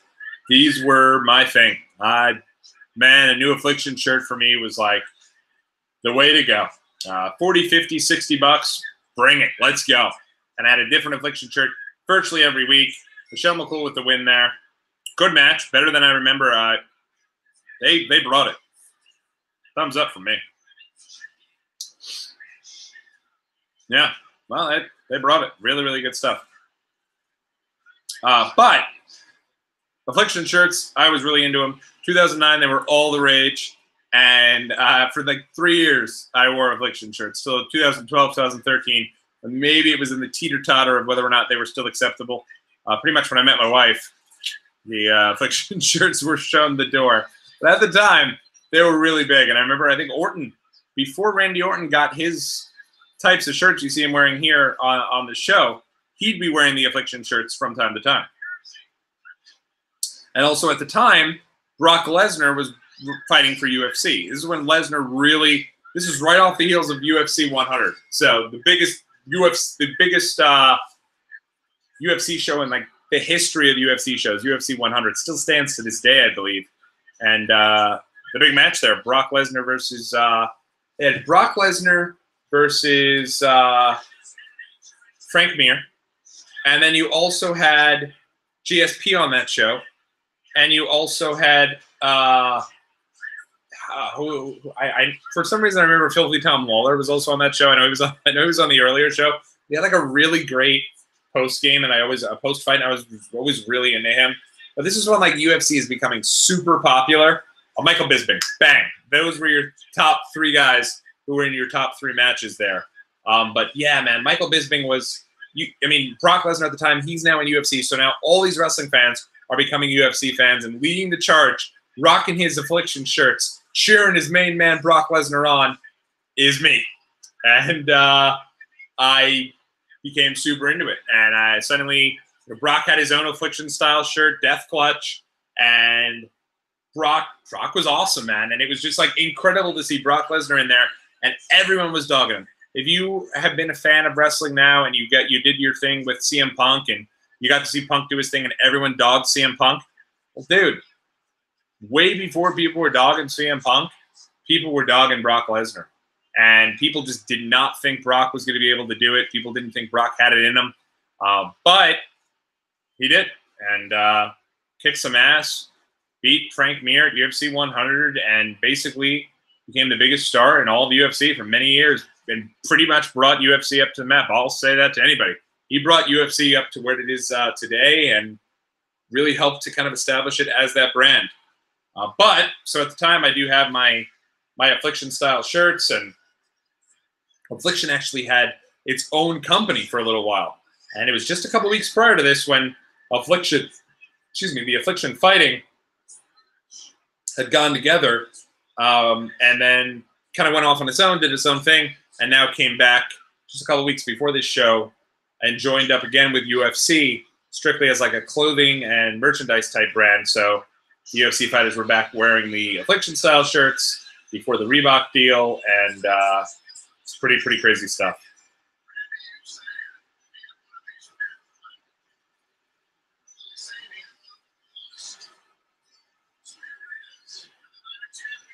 So we're going to get to Triple H, Randy Orton, and John Cena.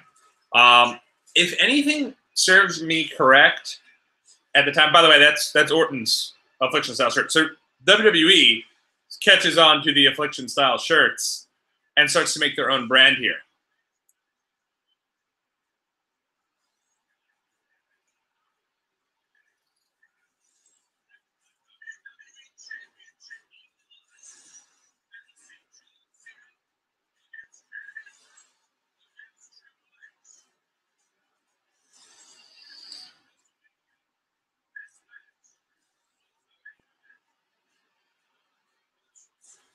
So yeah, as John Cena just said, these three guys, they are rocking, they're rolling here. They're the main event every single time out, and they're killing it. They're on top of their game. They're doing their thing, and they're really, it's a lot of fun with these three guys. If you're a fan, they're on the main events every single show. So to see them here, pretty much middle of the show. I mean, I believe there's still a Divas title match. I know that. And there's still, obviously, the World title match. And there's still the Intercontinental title match. So these guys are in the middle of the show.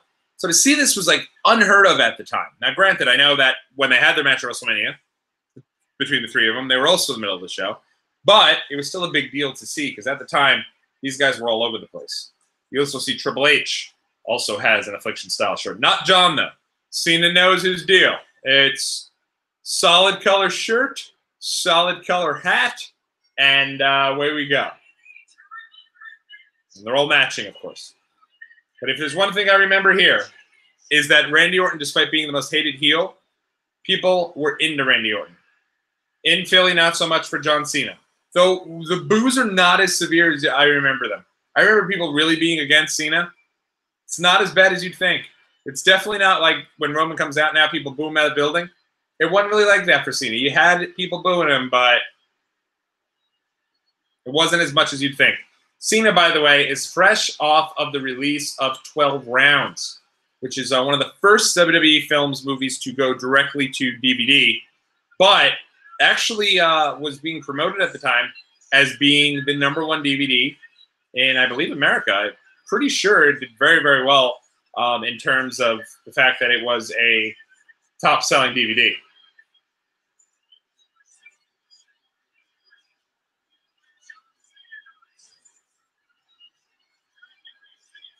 I almost forgot about that entire outfit there that Cena had, with the attitude adjustment and the hat.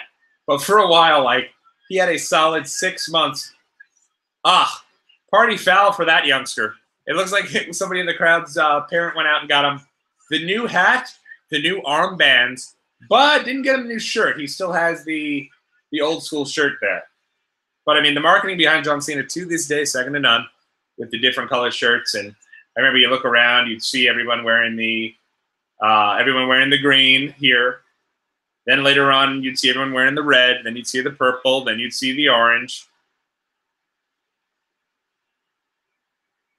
Hey, I like the fact that Orton's coming out last year. He's the champ, and he should always come out last. But I also had a couple of these Affliction-style WWE shirts at the time. I know I had the Hardys. Had like a Hardy pendant that would kind of come down super tight, and then a big Hardy Boy HB in the back. Acid washed, the way to be in 2009.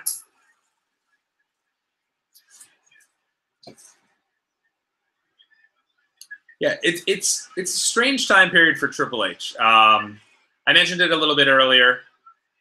He's probably about a year or so, not even. 2009 might be his last full year in the ring. Yes, because remember, 2010, Sheamus injures him after WrestleMania. He misses some time. Misses quite a bit of time after 2010. before eventually coming back and going after Taker. But this is his like last year. He's still hanging on. He's in the main events each and every time. But it's almost like why? And you'll see this with Undertaker as well. Undertaker's not on the show. He's starting to become more of a part-time guy, but he's still there nonetheless.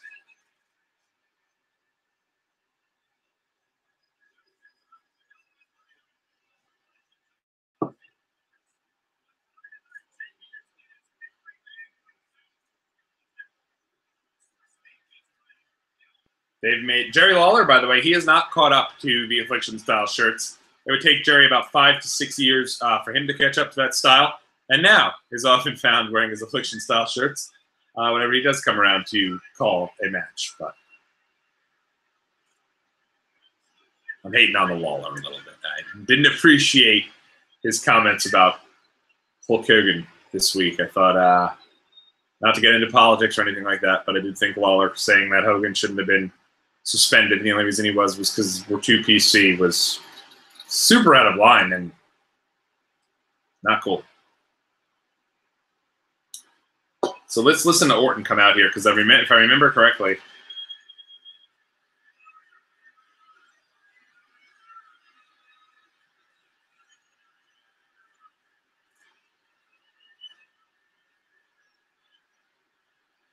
Cena looks very confused.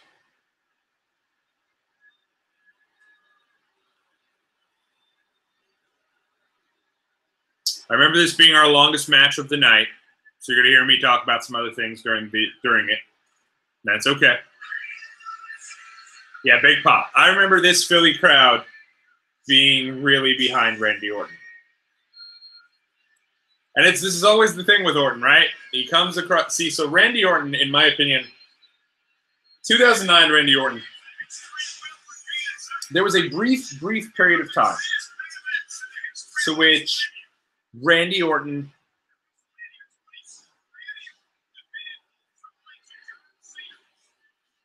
I was just mind-boggled to hear Michael talking about how these guys had one of the best WrestleMania main events of all time.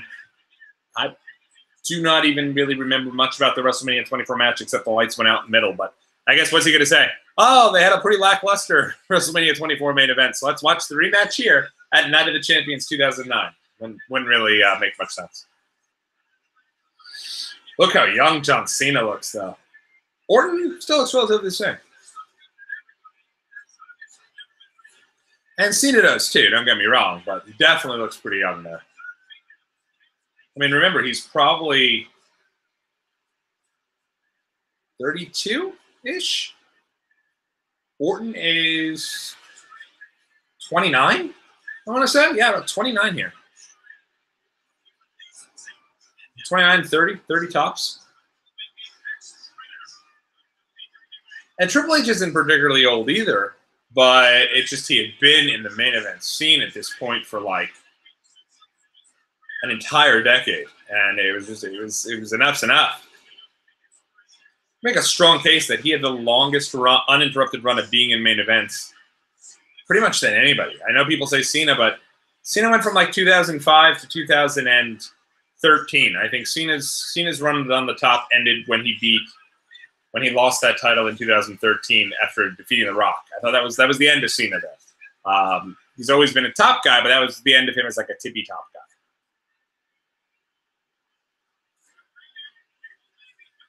But yeah, that's always the knock on Orton. Orton is not a particularly great babyface, but he's a super cool heel. So he becomes heel, you can't help but cheer for him because he's pretty damn cool.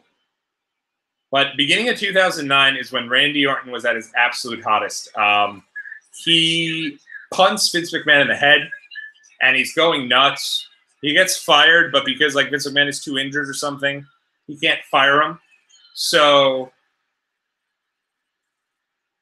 Orton goes and like completely goes ballistic and kicks people in the head and ends up winning the Rumble, so that like keeps him around during that period of time. So like the blood feud between Orton and Triple H at this point, though, it's really past. People are kind of over it, I feel like. They had a pretty lackluster main event at Mania, but from that period, look at people so into Randy Orton. Jeez. But I thought beginning of 2009 was the best peak heel Randy Orton ever was.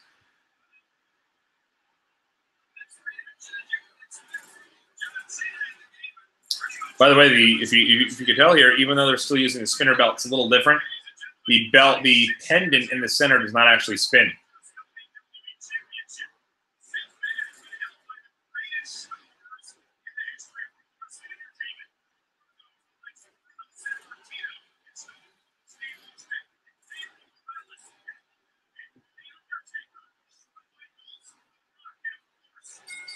There we go.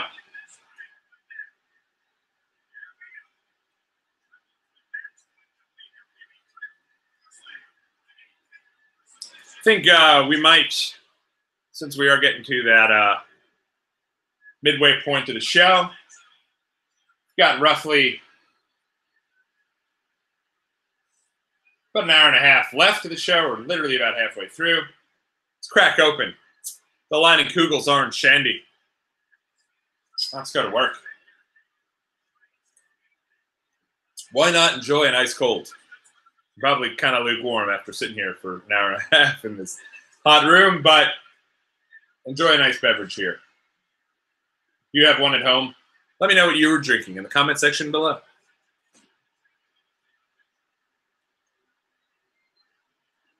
So this was a little strange at the time because every single show kind of leading up to this, it was all about respect for John Cena and Triple H. They're handshaking, they're teaming up, they're doing their thing, and Orton is the #1 hated guy on the show. And he's finagling his way out of all the matches. That was what I meant when I was talking about earlier, my favorite heel, Randy Orton. January 2009, he comes across as a badass heel. He's like forcing Vince McMahon out of the ring, kicking him in the head, destroying Shane McMahon, kissing Stephanie McMahon, just no fucks given. He is just like this badass dude. And then he kind of transitions back into cowardly heel Randy Orton midway through. Hiding behind Legacy, needing them to help him win matches. Kind of like been there, done that. I will say, because of the fact that we're watching this now 9 years later, I do think we're going to have a memory of this match. I think we're really going to thoroughly enjoy this match, if I'm being honest. At the time, though, these guys had wrestled so many times, I was kind of like, how many times do we have to see these guys wrestle? Some combination of them was in like every single pay-per-view for a very, very lengthy period of time. So I'm actually going to check something right here.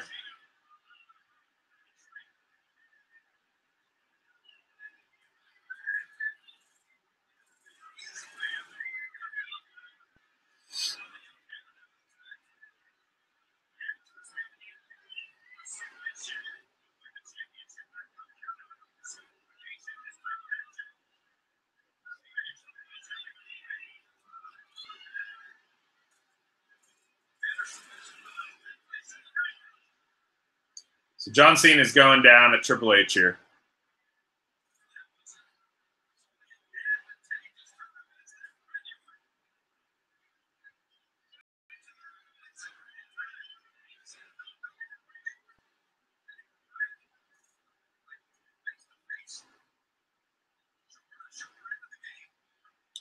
The month prior to this, by the way, Orton had defended the title one-on-one against Triple H in a 3 stages of hell type deal, where the first match was like a regular match, then it was like a street fight, then it ended in a stretcher match, and Orton finagled his way to keep the belt. Orton is in the midst of his run here, though. He is like all about it, and he's doing his thing.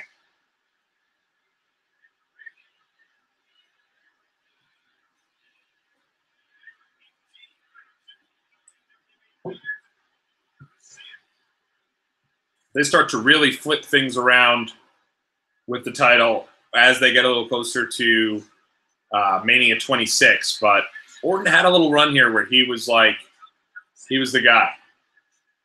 It seemed like they were really going with it with a straight heel. At the time, Shawn Michaels, by the way, is not retired. Even though he's not on this show, even though you're not going to hear about him, he does eventually come back and do one last run with DX going into the end of 2009, where he eventually obviously transitions to The Undertaker.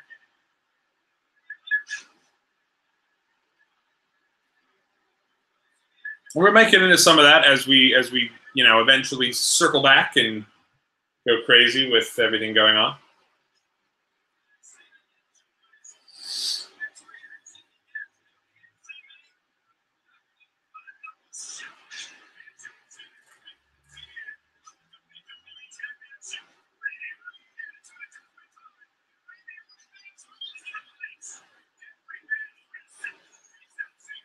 Wanted to let you guys know that next week on the Watchalong Wrestling Podcast, we're not going to have a lot of time at the end of this show. I'm fully aware that time will not be of the essence towards the end of this show because it will be a little after 1 o'clock in the morning. Actually, it will be, about 10 after 1 by the time this show is over. So while we have this little bit of downtime here, when they're moving a little slower here and they're building up this match, I will let you guys know that next week we will continue down our 20-year anniversary of the year that was 1998, as we will sit back and we will enjoy Fully Loaded 1998. We'll pull up that card here on Fully Loaded 1998, just so we can kind of tell you guys exactly what to expect us to kind of go into next week on the Watchalong Wrestling Podcast. And we're going to do this throughout the entire year, maybe further. We'll see how it goes. But certainly this summer, the Highway to Hell was a huge deal for WWE in really establishing the Attitude Era, at least from what I remember. So we're going to go ahead. We're going to watch together Fully Loaded 1998, and I will go ahead and review with you guys what you can expect on Fully Loaded in Your House 1998. So you have Jeff Jarrett going up against Val Venus. You have D'Lo Brown going up against X-Pac. You have Farouk and Scorpio going up against Justin Bradshaw and Terry Funk. And that might sound lame, but I do remember that match a little bit, and we'll get into that. The Disciples of Apocalypse, Skull and 8-Ball, with Paul Ellering going up against Legion of Doom 2000. You have Ken Shamrock going up against Owen Hart, with Dan Severn as a special guest referee in the dungeon match. You have The Rock versus Triple H, 2 out of 3 falls for the WWF Intercontinental Championship. You have Jacqueline and Sable in a bikini contest with Jerry Lawler hosting it as the Master of Ceremonies. And in the main event, continuing the build down the Highway to Hell, you have Stone Cold Steve Austin and The Undertaker going up against Kane and Mankind.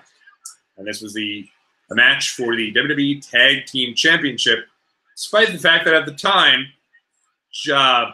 Austin and Undertaker were already well known. So even though at the beginning of this match, at the beginning of this show, I will be perfectly honest with you guys, sounds pretty awful. No match until Triple H and The Rock goes more than 8.5 minutes. So we'll get through it. It'll be a fun show, though. And 1998, man, there's just so much to get into. It's a super fun time to be a fan of WWF, and we're going to get into all of that next week on the Watchalong Wrestling Podcast. And yes, perhaps I will have on the Watchalong Wrestling Podcast Twitter, @WatchWrestlePod, perhaps the picture on Watch Wrestle Pod, our profile pic, which this week featured CM Punk, Kofi Kingston, Rey Mysterio, and Randy Orton prominently featured. Perhaps next week it'll be a picture of Sable and hand-painted breasts, because that is what Fully Loaded is remembered by. Not what Fully Loaded is remembered by for yours truly, though. We're going to talk about that next week, because while Sable gets all the love, I was very much at the ripe old age of 11, very much focused on somebody else on that show. And we'll get into that when the time comes next week. But I'm excited for it, and it should be a very, very good show. So much for me saying this match was going to be one we really remember. They are moving slow as can be here. And, yeah. I mean, this is a sellout crowd here, and you just don't even hear it. This is in Philly. This is like Philadelphia. Like, you know, if it sucks now, Philly's going to bring it. Philly's going to be loud. In this show, this is a sold-out Philadelphia, Pennsylvania, and the crowd's pretty dead. You can't really blame them, though. one of the big things going into this show was Jericho's partner. They give you the Big Show. Big Show's out. Figure who's going to replace him in the six-pack challenge. And you get Primo. No offense to Preems, but... And one of the big things, even though Jeff Hardy was super over at the time going up against CM Punk, one of the real big rumors at the time was that this was it for Hardy. This was going to be his last match. His contract was expiring, I believe, a week later. People really thought this was it for Jeff Hardy. People had known that it wasn't going to be. You see the stare down there between Cena and Triple H. They did that way too often back in the day. It would be like Cena would be beating someone up, Triple H would be beating someone up, but Cena would be on this side, Triple H would be on this side, and then very slowly but surely you'd get, and then they'd come close to each other. Cena would be here, and it would be to hope to milk for the crowd, and I just thought it was way too much back in the day. We'd seen these matches so often between these three that it was like nobody was buying into it. This wasn't a huge, big, oh my God, they're going to come to blows. This is what we've been waiting for. This wasn't Bill Goldberg, Brock Lesnar in 2017. This was, they're going against each other, and even the announcers are letting you know, we just saw this match last year at WrestleMania, and you just saw Triple H and Orton go at it, and you just saw Cena and Orton not long before that, and so this combination just far too many times. Even though these are three of the all-time greats, at the time it's like, do we really need to cheer in anticipation for the showdown between Cena and Triple H when you're seeing them on television together every single show? It's unbelievable to think that John Cena, realistically, is 5 years away from his best in-ring year, which was 2014, 2015 maybe, 2015, with the U.S. Challenge 2015. He's 6 years away from his best in-ring year. Insane. Here he is very much into the 5 moves to do of John Cena. Hunter did have the really cool Affliction style shirt. A lot of people are rocking it. You've got like the Triple H kind of like demon-y type guy, and he's hand-drawn and looks pretty good.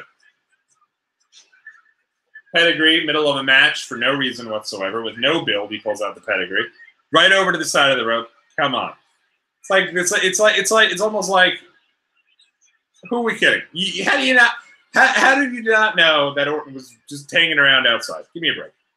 Give me this. Give me this orange shandy. That pisses me off.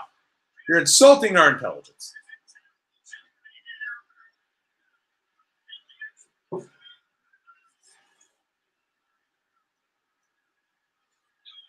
JR, thank God, is being able to get out of the way. If you're a fan of New Japan Pro Wrestling, you know that roughly about a week or so ago, JR suffered an unfortunate injury during the Juice Robinson match.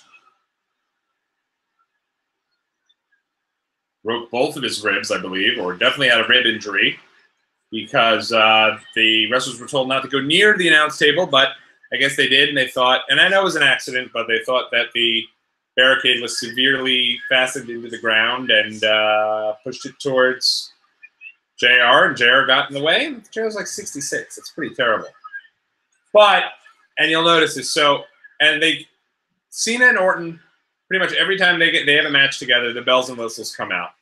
They know that there's just a lack of depth amongst the top, so they have to bring these guys out and put them in this main matches most of the time. So they try to give them a little something to add to their matches. Not sure at all what the STFU on the table does any more than the STF in the ring, the STF on the outside of the ring. There's no difference. I don't know why anyone's selling it as if there's any difference. A submission on the table.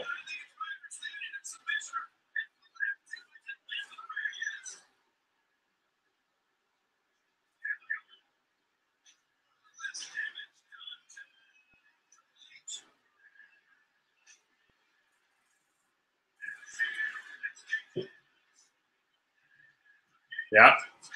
This crowd is 100% behind Orton. Cena getting a lot of boos. We aren't, even though, so like, I feel like Cena had his run where people were very much against him when he first got the title. Really, it was about a year after he got the title, 2006. That WrestleMania, that's when he got booed at the Hall of Fame. That's when Triple H got every cheer under the sun in Chicago. People turned on John. And he took him a while to get his fans back. But then for a while, people were kind of cutting him a little slack, I think, until 2011. Rock comes back and basically just exposes John Cena. And in doing so, really is... that was when I think people just... That's when people, I think, had enough of Cena's run.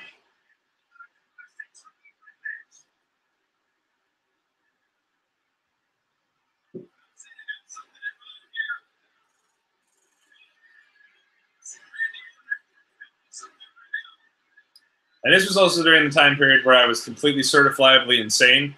And I would go to different lengths to make sure everyone had a great time, even if it wasn't physically possible. So I'm almost 95% sure that I drove my buddy James and I back after this show. So we're watching this show, and I'm driving from Philly to New York after this show. Almost positive that is what I did. Not as bad as when I went to Extreme Rules 2010 and drove everybody back from Baltimore to New York and then went to work the next day. But being young and beautiful is where it's all at. I mean, don't get me wrong. This show will end after 1 a.m. and I will immediately collapse and then wake up and go to work tomorrow morning around 7 or 8. But a little different than getting home 3, 4 in the morning and then waking up and going to work 7 o'clock and not at all being fazed by it. I didn't eat coffee, didn't drink any coffee. July 2009, didn't drink any coffee. Just running on straight up early 20s magic.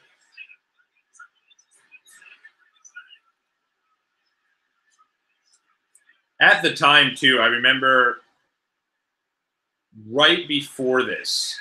So, again, as I told you guys last week, back in the early 90s, I got my wrestling news from the Slammer in the Daily News, the one paragraph about wrestling news each week. Didn't know what the Wrestling Observer newsletter was. Believe me, if we did, we would have gotten the Wrestling Observer newsletter. Because my father and I always wanted to know more about Orton with a great facial before missing the big boot. But we didn't know what wrestling news was. And in 2009, I started to really pick up on this because basically what had happened, 2003, I started to follow along with Between the Ropes. It was a show. I was in Florida, Orlando. My grandfather was dying, being in 2003. Popped on Between the Ropes, popped on the sports station, and I was like, oh my God, they're talking about pro wrestling. And every week they had a pro wrestling show, and every week I listened to it. I listened to it online. I made sure I listened to it. Fritz and Dickerman. And Brian Fritz, still one of my favorite people to follow. And that became my go-to source for all things professional wrestling news. So I had that, and I had, because of that, he would have Mike Johnson on the show from time to time. And Mike was a reporter for OneWrestling.com and eventually started up PWInsider.com. And so PW Insider was the site I used for all pro wrestling. I was only a free user of the site until 2009. As I mentioned, I was a huge Hardy Boys fan. And I remember, I think Mike had released something that somewhere I came across that PW Insider had a big scoop about Matt Hardy and about who had attacked Jeff Hardy into the early 2009. And so immediately, I remember they were doing that storyline where like the pyro was blowing up on Jeff Hardy and someone was doing all these things to him. So I was like, oh my God, I got to figure out what this scoop is. And I signed up for a free trial at PWInsiderElite.com and was an Elite member for many, many years. And in 2009 was when I really started to be able to get wrestling news at my fingertips and the idea of wrestling audio. And it was really then that it kind of started for me, and the idea behind the wrestling audio, and really getting into that. So that was really when that started. Also at the time, I became a member of the WrestleCrap message boards.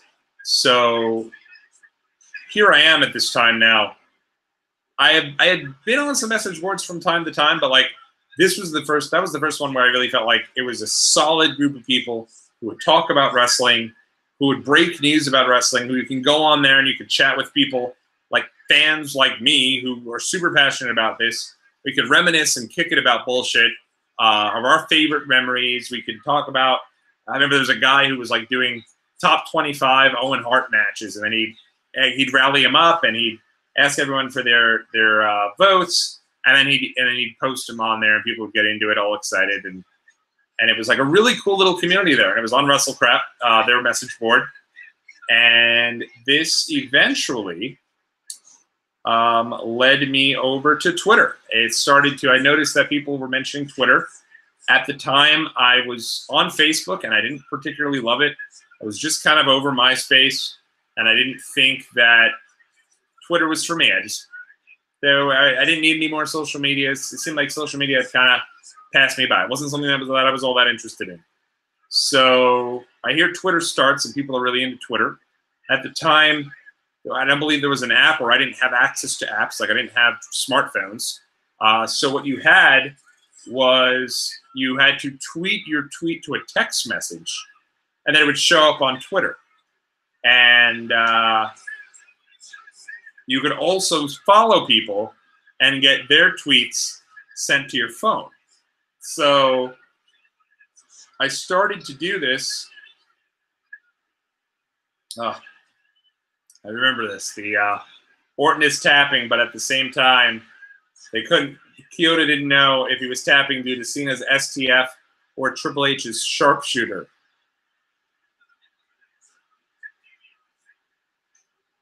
Legacy now in the ring.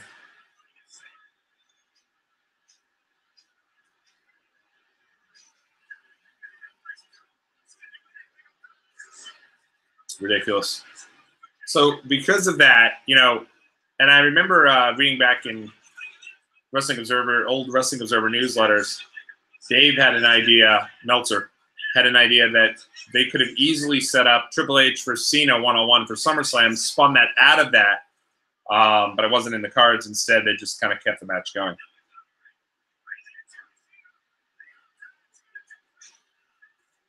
I'm just looking up here what is, by the life of me, I do not remember where Orton goes from here at SummerSlam. And Orton gets the win due to outside interference from Legacy. An okay match. Not a particularly great match.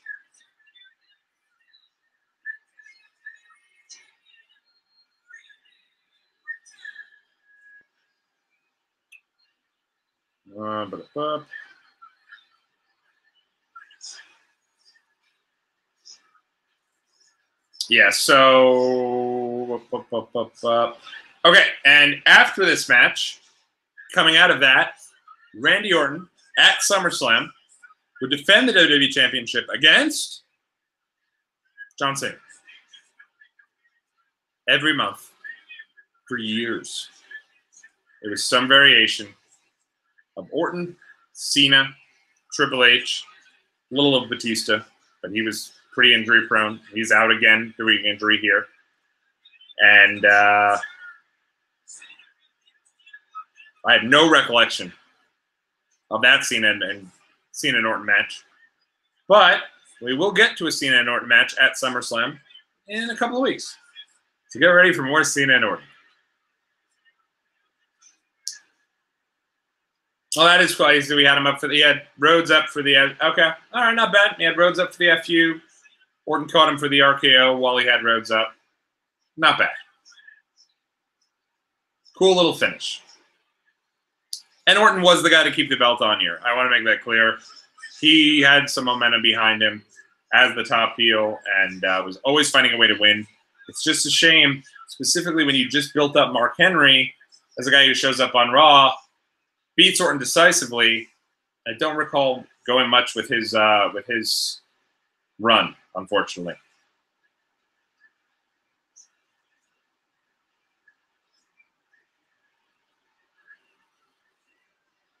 So I had joined Twitter, and I remember sitting there and tweeting something to the extent of, well, I wonder how long before I give up on this.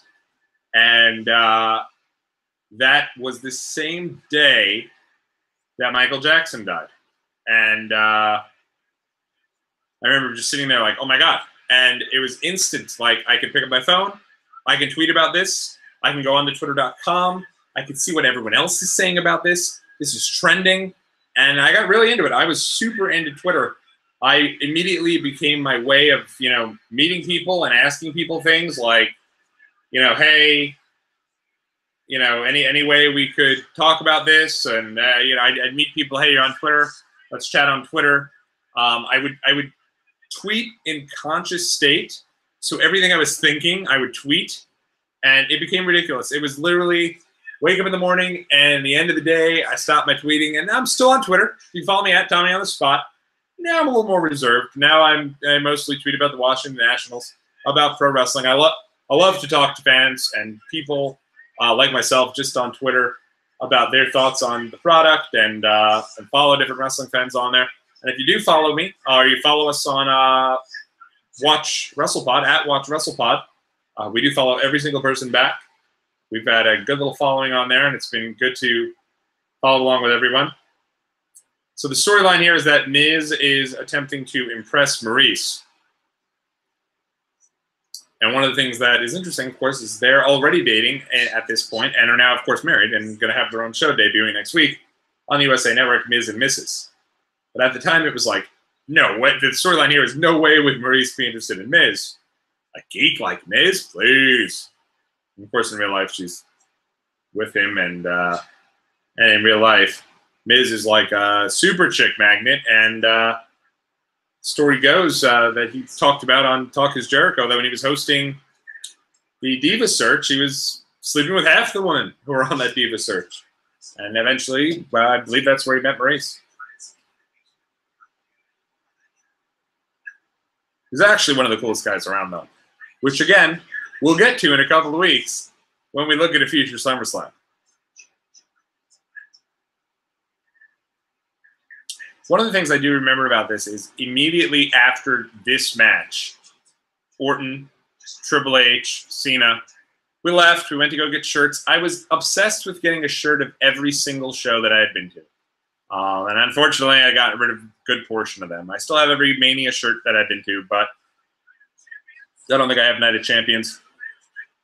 I think I lost a good portion of them. It's also, it was like, so for an example, I came back from Disney a couple weeks ago, and there's a lot of people rocking the Disney 2018 shirt. And when you're there, it's really, hey, chilly. Okay. I'll finish my thought. You go to Disney, people are wearing the Disney 2018 shirts. People are into the Disney stuff. And it's cool. But then, like, a few years from then, is anyone going to care that he went to Disney in 2018? It just becomes like, why are you still wearing that shirt? And I think that kind of is what's similar to where we were at when it came to, getting a shirt of Night of Champions 2009. If I wore that now, people would be like, that's a really freaking random shirt. So eventually I got rid of some of them. But you did just see Chili from TLC in the crowd. And I remember my buddy James getting pretty excited about it and saying something to the extent of, check it out, it's Chili. Oh my God, my least favorite member of TLC. So that was his thing. Chili, my least favorite member of TLC. I did not remember Chili was in there in attendance, though. It's pretty cool. We never did mention it earlier, by the way.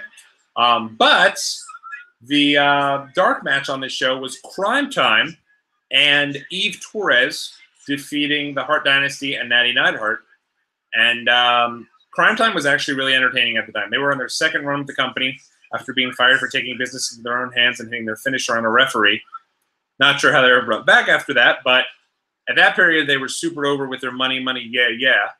Now they were doing something called Word Up, which every episode of Raw, they did a little, I think it was like an online show, but then they put it on to Raw. And it was every week they would present a new word, and then they'd go into what that word was. So it'd be something like, what is a wanksta? and then they'd define wanksta, and then they'd look around and point out who was a wanksta. And I can't believe I'm utilizing the word wanksta. I don't think there's anything less cool than that. But at the time, Jesse from Jesse and Festus, Ray Gordy, Terry Gordy's son, was still with WWE briefly, and was going by the name Slam Master J, and he was dressing basically like Grandmaster Sexay, and trying to kind of fit in with Crime Time. He's kind of like a Crime Time wannabe member, I guess. And the segments were very entertaining. Crime Time really got over. And soon, as the guest hosts continue, Shaq would end up hosting a show with for Raw, and ended up prominently featured with Crime Time. So Crime Time is about to get a pretty big push. They're not on here because they're not challenging for the tag titles, but they would be at WrestleMania, at SummerSlam rather, and probably get to the biggest push of their career before their breakup not too long after that. So I figured this was as good a time as any to talk about the Dragon Gate USA show. And I remember at the time being really into the idea of going to the Dragon Gate USA show because of the fact that I'd heard a lot of really good things. They were doing they were working in conjunction with, what's it called? With Chikara. And Chikara was a show that I was into. I was interested in that. And at the same time, though, I was very much into indie wrestling. And I always wanted something that would be, something a little different from WWE. I liked WWE, but I was still into indie wrestling at the time. My love of indie wrestling, I think, kind of started in 2001, 2002, going to some local independents. Then I had a period of time that I went to every single local Ring of Honor show, I'd say from about 2005 to 2008, every local show for Ring of Honor. And 2009, I didn't like Ring of Honor as much. I was kind of looking to try something different. I knew Gabe Sapolsky from Ring of Honor, and every time I had talked to him at the shows, he was always super kind to me. And here he is. Now he's promoting his own thing. I'm like, why not? Let's check it out. So I'm going to read you guys the lineup of the show that I went to. The first ever Dragon Gate USA show. So, and I remember this was a big deal. I remember this was such a big deal that I remember actually going into the message board at the WrestleCrap message boards and talking about, hey guys, I'm going down to the Dragon Gate USA show tonight, and I'm going to be live tweeting from the show. And this is 2009, so this is in the infancy of Twitter. And I was going, and a lot of people that followed me then are people that I'm still close with on Twitter to this day, and who I still follow with and talk with a little bit here and there, and who are huge wrestling fans from the UK, from Japan. And it was crazy to see. I remember going to that show being like, oh, this is going to be super cool. People are going to be into this. And then getting there and seeing people from all around the world that came for this Dragon Gate USA show and being like, oh my God, this is really a big deal. Unfortunately, it wasn't it wasn't the most realistic because of the fact that they had to bring in all these Japanese talent all the time. And so it wasn't viable that they were going to be able to keep affording. But it lasted for a few years. And Dragon Gate USA was also the first place that Daniel Bryan went to following his ridiculous dismissal 1 year later from WWE. I remember him wrestling at Dragon Gate USA, and you can pose with him and he'd do the tie picture with you. And then he'd be back in WWE before SummerSlam 2010. But for a couple months, he did do some Dragon Gate stuff. But let me give you through the lineup of the first Dragon Gate wrestling show. So one of the things that's kind of cool is they did something called the Fray in the opener. And the Fray was basically like a gauntlet-style match. And let me read you some of the names of the people that were in this gauntlet-style match. You had Andy Harner, Aaron Arbo, Luis Linden, Cheech, Cloudy. Whoa. My voice went bad there. Chris Jones. And eventually it came down to the final two, which saw Lindsay Dorado defeat Johnny Gargano of NXT fame And it was really good stuff. I remember a lot of those guys impressing. This was the opener, though. This was the dark match before like the actual show started. And it was fun, man. It was, I remember it being fun, but no clue until I went back and I read the Observer about this and read the results of the show that I even remember the fact that I got to see Lince Dorado and Johnny Gargano many years before their popularity. Gargano would go on to have a major big run, though, for Dragon Gate USA. So the actual show, remember my favorite wrestler for Dragon Gate USA, B&B Hulk. Should also point out, by the way, Dawn Marie was the ring announcer, so they were trying to get a little bit of everything. They tried to have, like, all right, you can come to this show and see the Japanese wrestlers. You can come to the show and see some up-and-comers. You can come to the show and see some Chikara, and you can come to the show and see some nostalgia. And they tried to obviously get that. Dawn Marie was the person who was hosting the show. I think this is also during the time where she was trying to do, like, the raising money for wrestlers, for trying to get wrestlers health insurance or something like that. Opening match, though, Yamato pinned B&B Hulk. I remember this match being incredible and really, really well done. Next up, you had Too Cold Scorpio versus Ken Doane, and he beat him. That's right.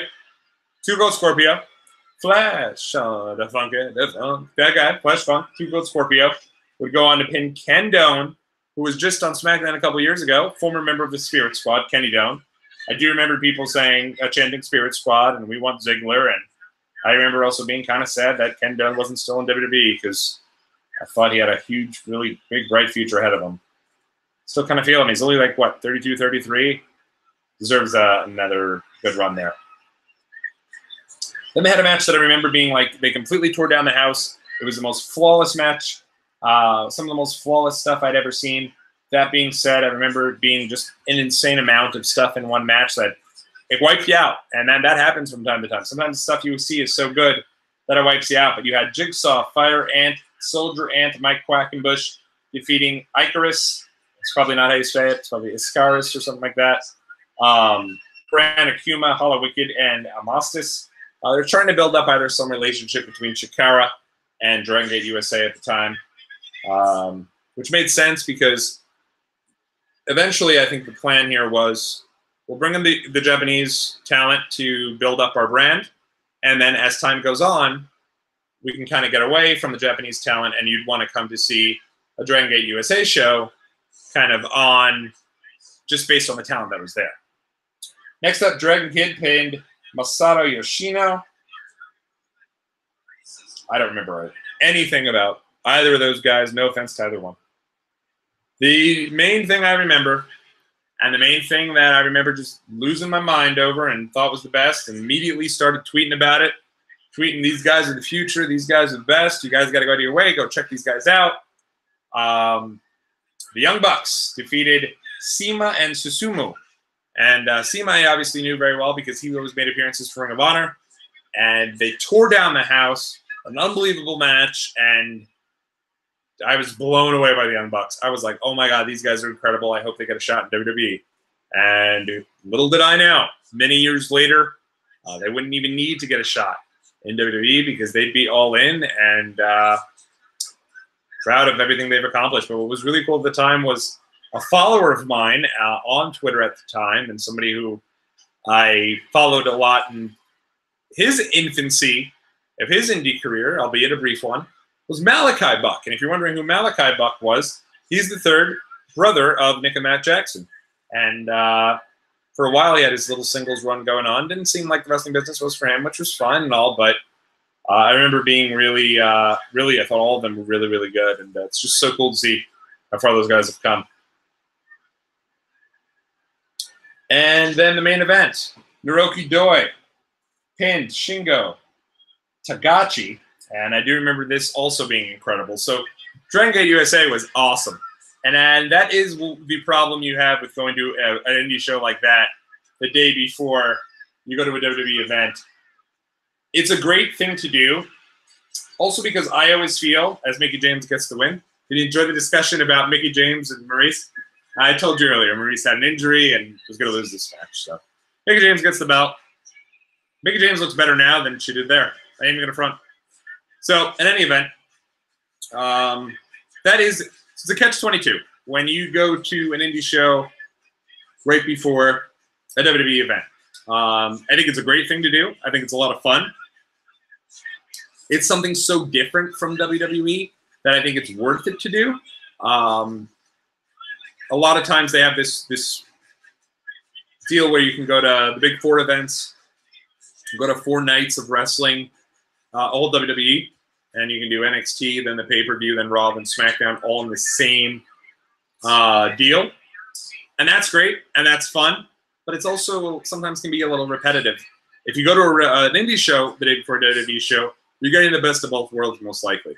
A lot of times that indie show, they know there's a lot of fans that are in town for the WWE show, and they're going to bust their ass, they're going to give it their all, and they're going to want you to leave and say, damn, you know, I had a good time at the WWE show, I had a great time at that indie show, and this WWE show is going to be a hard act to follow. And then you'll go to the show, and by the way, here as Cody makes his interview here. I'm assuming this was done right after their main event. I mean, right after their match from earlier, because he still has the handprint from Big Show on his chest, and I'd be hard to imagine that it would still be there all those hours later, but maybe. But yeah, a lot of times you go to an indie show, I mean, you go to a show like that, those guys want you to go to the WWE show and go, damn, I don't think they could top it. And it's one of the things that is fun, and you get in the best of both worlds. You know, when you go to WWE, it's a show, it's an entertainment show. A lot of the fun in going to a WWE show is seeing the entrances, seeing the pyro, seeing you know, the promos, everything like that. So probably the highlight of the show thus far, for me at least, has been the CM Punk promo. So one of the things that's cool about doing that, though, one of the things that could be not as cool, rather, is you go to that indie show, and it's so kick-ass, like that Dragon Gate USA show was, that the next night, everything you're seeing on the WWE show, if you're so into wrestling and pre-wrestling at the time, you kind of pale in comparison to that. I remember last year taking my wife to her first, I guess, indie show. We went to Progress, New York City. I remember her being blown away by it, being like, my God, these matches are so great. But at the same time, when we then went to WrestleMania, you know, she loves seeing the entrances, the pyro, the hoopla, the show, so to speak, and feels like you're at an actual concert event. And so it's a completely different thing. So many a times, and as we go through these through the years and we talk about all the different events that I've been through live, many times I've done that, but Dragon Gate was cool, man. We've done that a couple different times. I remember one year, I want to say it might have even been 2009. Probably was 2009. I mean, damn, I was at so many shows in 2009. But around Christmas time, we actually went to a Dragon Gate USA show that was so bad weather-wise to get to that half the talent didn't make it. And there was major delays, and it was crazy. So Dolph here, coming into his own as his own talent, starting to have good matches on his own. And I remember being really like, wow, this is going to be a great match. Dolph and Ray, this is what I'm talking about. Ray, by the way, with the world's worst affliction style shirt, which is literally just his face over there. As these guys come down, though, I do want to... By the way, in listening to Dolph's old theme song, talking about how he is perfection, I realized that his music now is still that song. It's a little bit updated, but for the most part, it's the same song. Go listen to the new song. It's pretty much exactly the same.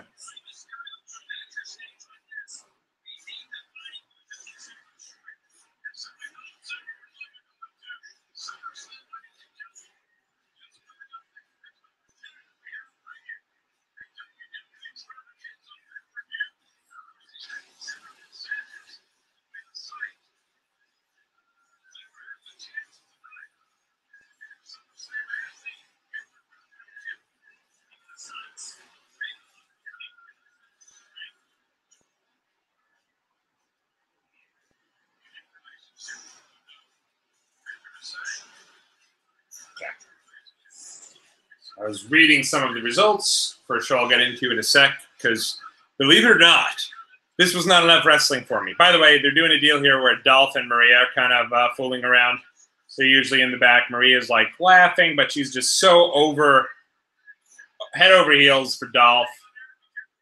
She's also, in my opinion, the most beautiful of all women who were in WWE at the time. She's the hottest can be back then. Still hot to this day, but back then, quite hot. So they're trying to reestablish some prestige here in the Intercontinental Championship. And it's tough because obviously there's 2 titles and that are actually defended both times. It's a little bit of a... So look at that Rey Mysterio shirt. That thing is awful.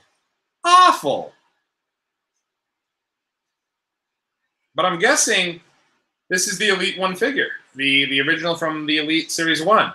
That Rey Mysterio mask on top of the other Rey mask. And I think that little flat shirt is what comes in that first shirt. My God. Look at how much money Rey Mysterio made off masks. And he didn't leave any kid hanging, too. If a kid had a Rey mask, he would thank him for coming, even if it was the cheapy plastic Rey mask. So this, in my opinion, is one of the first times, if I remember correctly, that Dolph has like a major... Wow, he gives his... That kid must have been the happiest around that he got that Rey Mysterio mask. And very cool. Very, very cool. Looks like the kid next to him is about to rip that off his head. But this is like one of Dolph's first opportunities to have like a real high-profile title match on a pay-per-view. Even if it was the Intercontinental Championship, which has been downplayed through the years. Now, with guys like Jericho and Rey Mysterio having the title and having such great matches, the IC title definitely meant a little more.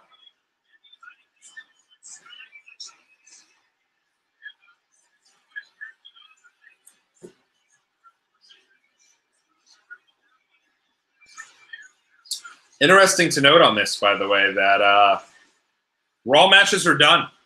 The Divas Championship, I believe, was the last Raw match.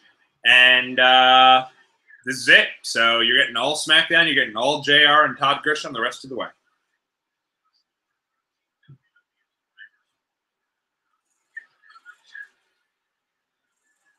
I like that Intercontinental belt.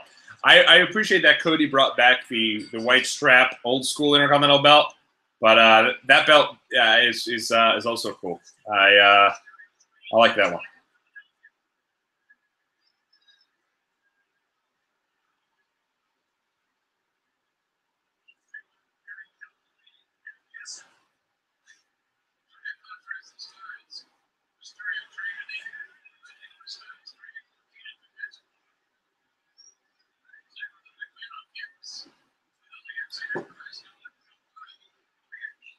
I appreciate that JR is always giving a document of each person's school, each person's, their professional accomplishments, their school accomplishments, everything they've accomplished as an athlete. He's talking about Dolph Ziggler, a Kent State Division I professional wrestler, and doing well in there. I'm checking here just to see how early on Dolph is in his run here, because he starts doing the, let's see here.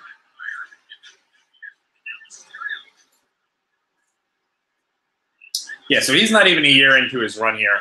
September 15th, 2008 is when he starts walking around and he's smiling Dolph Ziggler, and hi, Dolph Ziggler, introducing himself to everybody, and now is finally getting into, kind of coming into his own a bit as like being really good in the ring. And I think that is something that hadn't really been established yet for Dolph up until here. But he does get a little bit of a rub from there.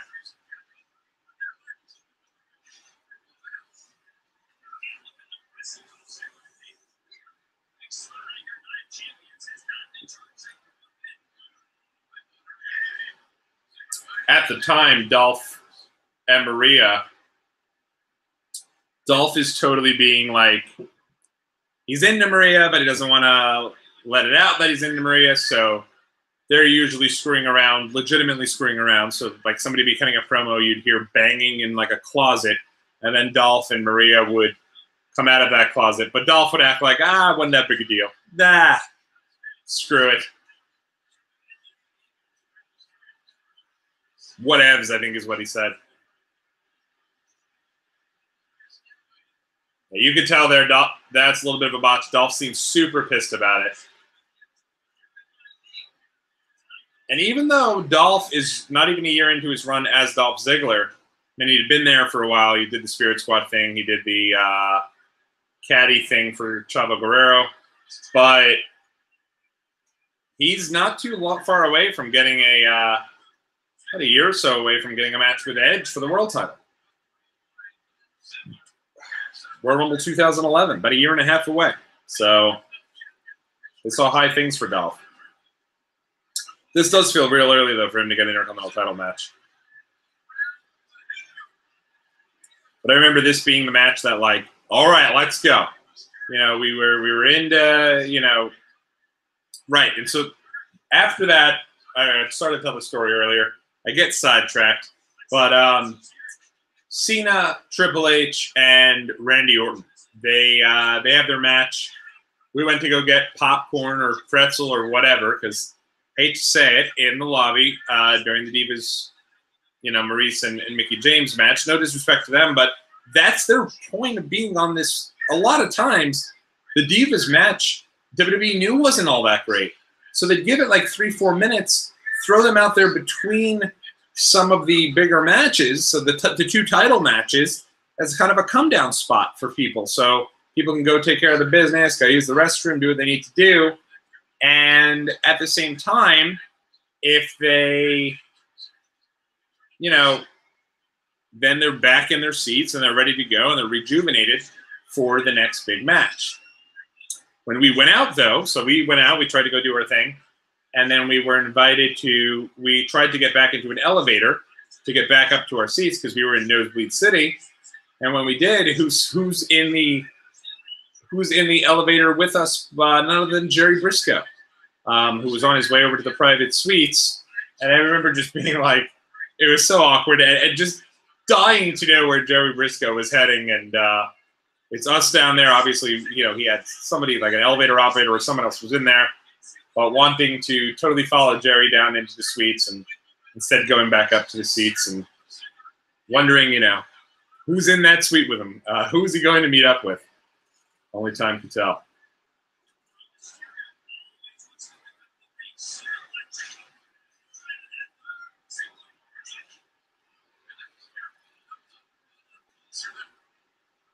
By the way, guys, if you guys are subscribed to the YouTube channel, keep your eyes out. I talked about it earlier. We do have some new equipment for the Wrestling Drive. That is something I definitely want to keep doing and doing periodically. Those live cut-ins, those live check-ins during the day over on YouTube, and giving you guys my opinions about last night's Raw, last night's SmackDown, all the big happenings throughout the week. I kind of stayed away from the Hulk Hogan stuff. Personally speaking, I'm not too big on him being back in the WWE family. I know it sucks that he was caught, you know, in a private situation and there was invasion of privacy, and he was rewarded heavily for being caught in that situation. But I can tell you point blank that being someone who does not feel the way that he does, if you ever caught me in a private situation, you would not hear me using the horrible language and the offensive rhetoric that Hulk Hogan used. So it's hard to forgive, man. Like I don't see a point in it. I mean, I understand if WWE wanted to put him back in the Hall of Fame, they should have just left him in the Hall of Fame or just quietly put him back in there. I don't know. I don't think I'd bring him back. You know how that's how the guy feels. You know what I mean? Like, he's the one who told you he was racist. He's the one who did this, that, and the third. And so who knows? I mean, I've been kind of shied away from giving my thoughts on that, but perhaps I will in an update tomorrow. Well, that's the beauty of it. You never know when I'm going to chime in.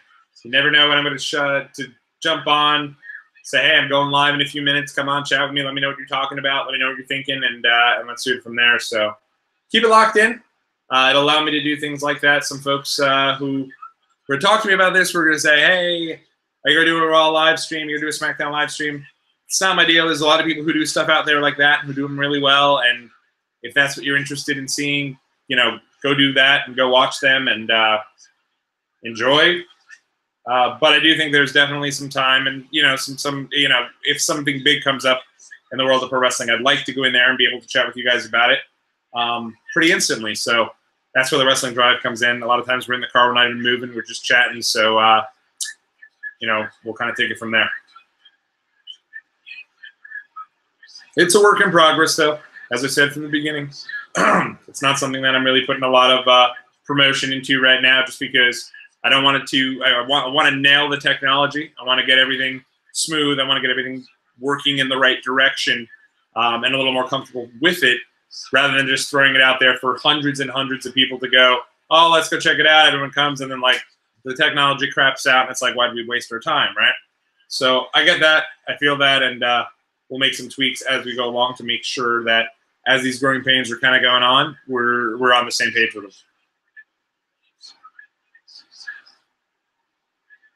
So I will use this time to mention,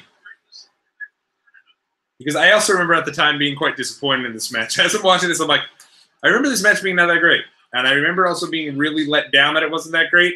But because I was building it up as it was going to be so good, I remember trying my best to still be amped for the match with my buddy James. And James kind of looking at me like, this match sucks. Not too sure why. And I tried, by the way, to get James on here. I think he had something planned already.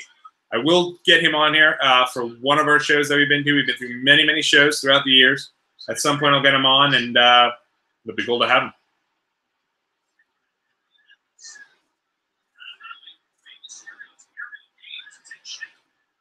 But I remember trying my best to not to let him know that I did not think the match was so good, because I built it up all weekend long, and him telling me this match really isn't much, Tom. And probably wanted to tell me the show wasn't great at the time either, but didn't take away from a really, really fun weekend. And by having a fun weekend and by turning one random show into a fun weekend, it also softens the blow. If you do head to a different city for a show, if the show's not great, at least you remember those experiences and that fun time you had the night before at Dragon Gate. Or I remember we went out after Dragon Gate, because remember, not only for me was 2009 the year that I started wearing jeans and Affliction shirts, it was also the year I started to work out and, fell in love with the gym and started going to the gym usually 2, 3 in the morning. And so, oh, let's go to the gym. It's 4 o'clock. Let's go, go, go, go, go. And doing all that. So I remember going to the show, the Dragon Gate show, getting back to the hotel, which was like, we were staying in Chester, Pennsylvania. I'll always remember the person behind the desk at the hotel saying, welcome to beautiful Chester, Pennsylvania. We were just blown away by it, that they had so much faith in their town. No offense to Chester, I'm sure it's a nice place, but a little bit of a quieter town, a little bit of off-road away, about 20 minutes away from Philly. So we went to Philly, went and stayed in Chester because, we're just early on in our careers at this time, and money was not growing on trees, and so we wanted to try to make this as somewhat affordable as we could at the time. So we did our thing, and I remember just being like, oh, I need to work out. And I remember being so bummed that I think I left my workout clothes at home, that we went to a Walmart to buy workout clothes for our gym at our hotel. And then we got to the gym in the hotel. We went in the gym. We were so excited. We start the treadmill up, and it's dead. And we did not get a chance to work out.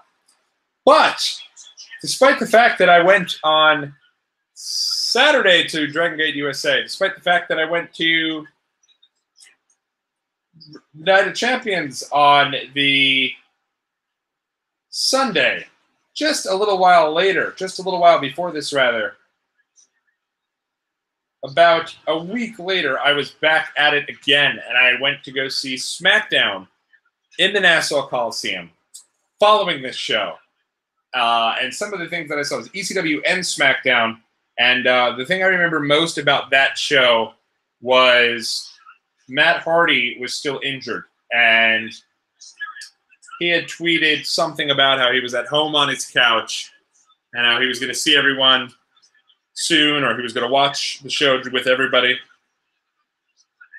And then middle of the match, they screwed up. And it was like, I think they did a match where it was Punk and Jeff in that SmackDown main event. And in the middle of the match, they played Matt Hardy's Titantron video. Like, they flashed it real quick, and I was like, whoa, what's that? Is that like, are they premiering the, is this like a teaser video for the return of Matt Hardy?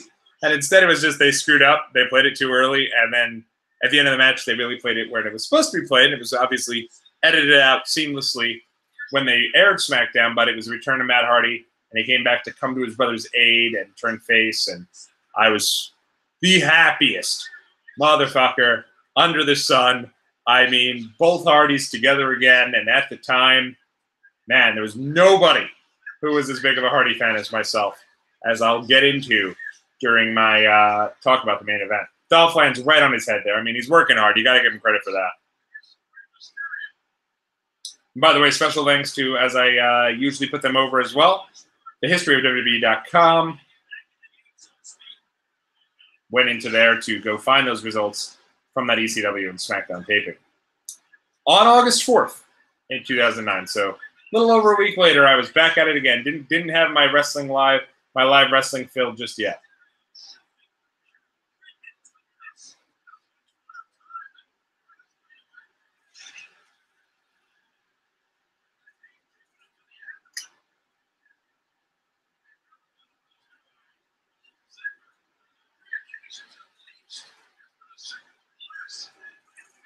This is before the time period where they got rid of Dolph Ziggler's hair. He's got the bleach blonde hair here. So they don't get rid of his hair. They do the short hair. I do also remember, by the way, that 619, I think this is all she wrote, my friends. Bang. The one, the dose, the tres, good night.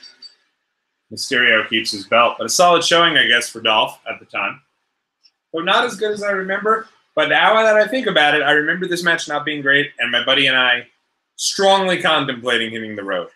And the reason why we were hitting the road, contemplating hitting the road, was because we didn't think there was any chance Jeff Hardy was going to win. The part of the match that we were just blown. Going into this, the big rumor was Jeff Hardy's done after the show. Everybody was saying Jeff Hardy is finished. He's wrapping up. His contract expires the end of this week. This will be his last show. Do not expect him to win. He's going to put over CM Punk. And that is not what happened. Spoiler alert.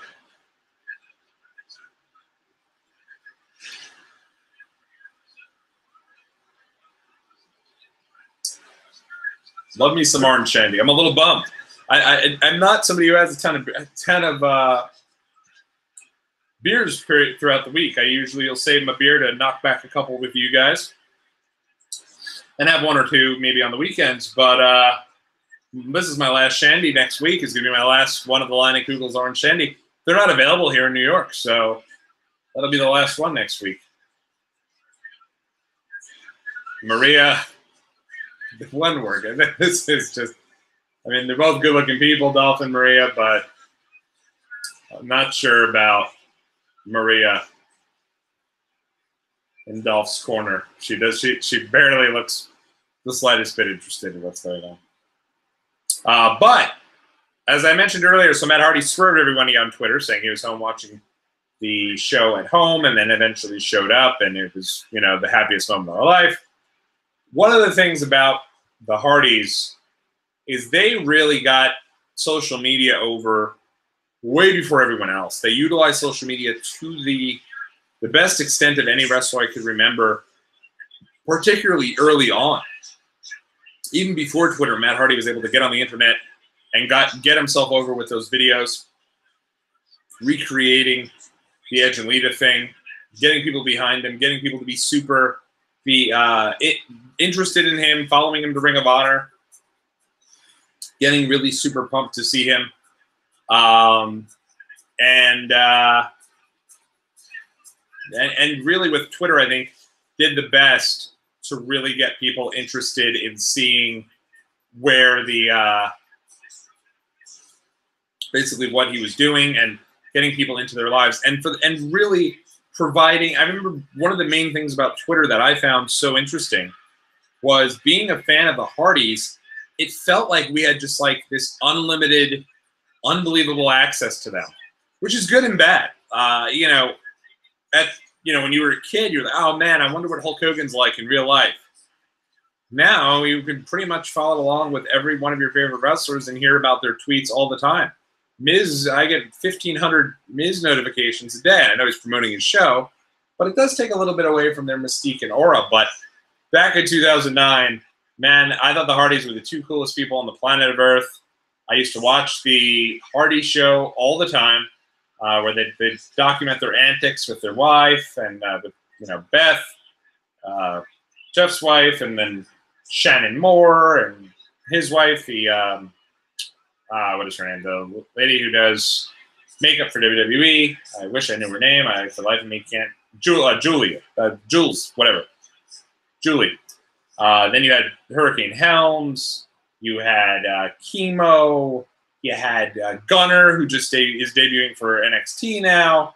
And you had all these people that were just the friends of the Hardys. And what they do is they would document everything in their life and do little shows for the Hardy show and throw all of this out online for everyone to watch. And they just use Twitter so well. I mean, and even to this day, I think Matt Hardy's Matt Hardy brand on there, Jeff Hardy's Jeff Hardy brand. Julie, who is the makeup artist for WWE, is at Jules brand or Ann Jules brand. Shannon Moore, I think, is Shannon brand. And they just established their own entities as to who they were as people. And being able to follow them along and see, like, I remember Matt Hardy be like, hey, guys, we're at Hooters. This is the number. Give a call. And he'd call and boom, they were in that. You could get have access to talk to them if you wanted to. So at the time, I just thought it was so freaking cool. And, like, having this right at our fingertips and being like, hey, Matt Hardy's over there and he's tweeting. And now I'm seeing his tweets show up right on my phone. It was really cool, man. And one of the things for me that really kind of encouraged me a bit to get into shape, as silly as this is going to sound, and what a major Mizark I was, but I went in 2009 for a long, lengthy period of time. I knew that I was going to be Jeff Hardy for Halloween 2009, and I went out of my way to try to lose weight for that, with the idea being I didn't want to be a fat Jeff Hardy. And I lost way too much weight. I mean, granted, I was in the gym and I was doing things what I thought was good and all, but it was something where, and I'm trying to pull up the photo of me.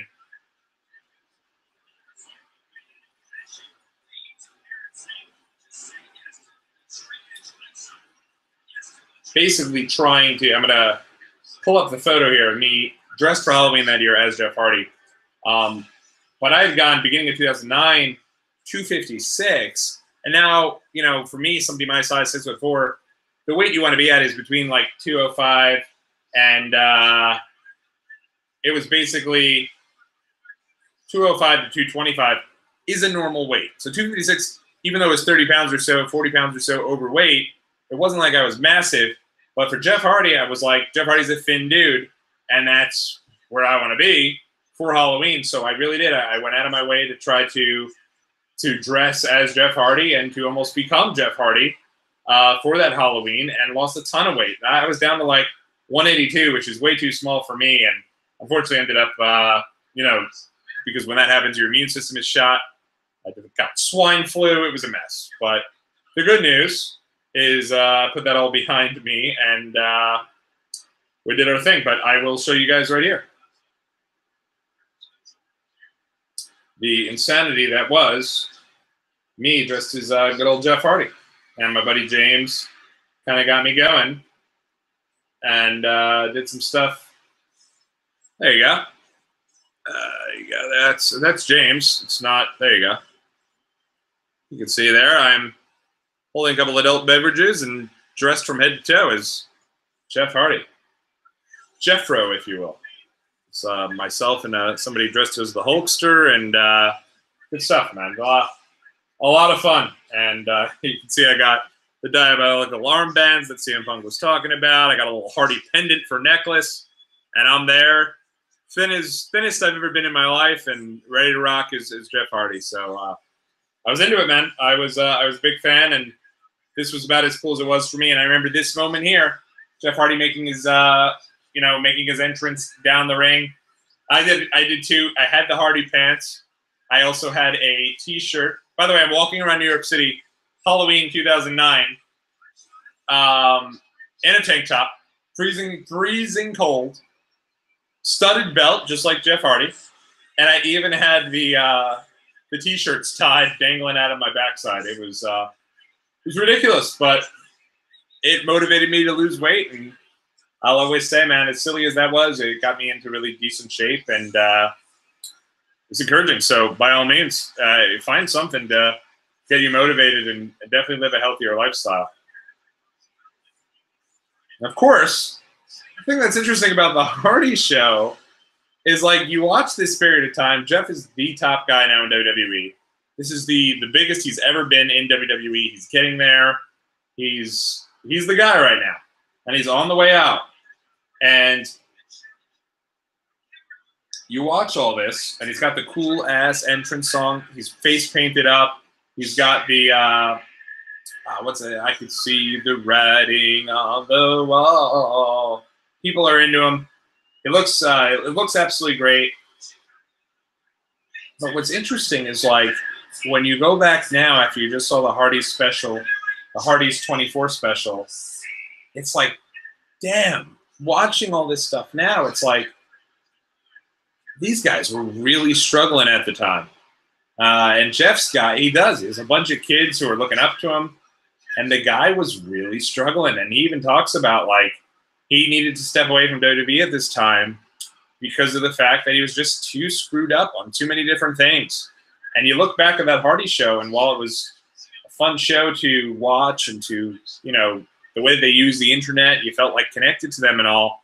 At the same time, it was really the two of them documenting their spiral of being out of control, which was crazy. And it's like, now I saw those clips of the Hardy show during the 24 special, and I was like, man, I used to watch those videos and think, damn, they're the coolest cats around. And now I'm watching those videos, and I'm like, man, this is just, it's sad to watch. Like, two dudes who had so much and just couldn't keep their heads on straight. And you know, it's and here I was thinking, wow, look how cool this is to see Matt Hardy tweeting. And as Hurricane Helms is saying, he's doing everything he can to get those retweets, everything he can to soak in that adulation. So it's like, damn, man, it's crazy to see. It's so great to see how great those guys are doing now. Huge fan of the Hardys. I always have been. But it's crazy to think back then, here I was thinking these guys got it all, and at the same time, they were struggling and didn't know what to do with all of the fame and fortune that they were getting. So this rivalry here between Punk and Hardy, and now, by the way, you can't, every time you look at Jeff Hardy, you can't help but think he's screwed up. Like he's like on something. But in looking at this, and in this feud here, this would legit continue outside of the ring after Jeff would leave. And they even show the clip of Jeff in that truck stop on the 24 special, cutting a promo, you know, on God knows what, on CM Punk, talking about how CM Punk's way is not the only way. And I remember watching that video as a kid, quote unquote, 20, 21, 22, watching that video and saying, yeah, hell yeah, Jeff, you tell him. Yeah, you tell him that straight edge isn't the only way, and thinking, wow, what a cool guy he is. And the dude was totally screwed up. And it's a little disheartening that I didn't even realize that at the time. But still, thought they were the coolest people of all time. So I do remember at this time, we did stay. And I remember we stayed because I was like, to James, I was like, hey, if by some way Jeff Hardy actually wins the title here and we're on the road, I'm going to be pissed off if we miss it. So we waited, and one of the things that I remember specifically about the show was when we were leaving the show, we did a deal where we went, as we were leaving, trying to get to our car, we had to pass by like a parking lot. And of course, whenever you go to a live event, there's always like somewhere where the wrestlers are leaving and all the wrestlers showing up, and there's like a bunch of fans out there, and they're waiting to try to meet their heroes and say goodbye, whatever. And I remember that was when we saw Miz and Maurice drive by, and we were like, oh, shit. Like, maybe they really are together. And, of course, they were. And it was obviously revealed later on.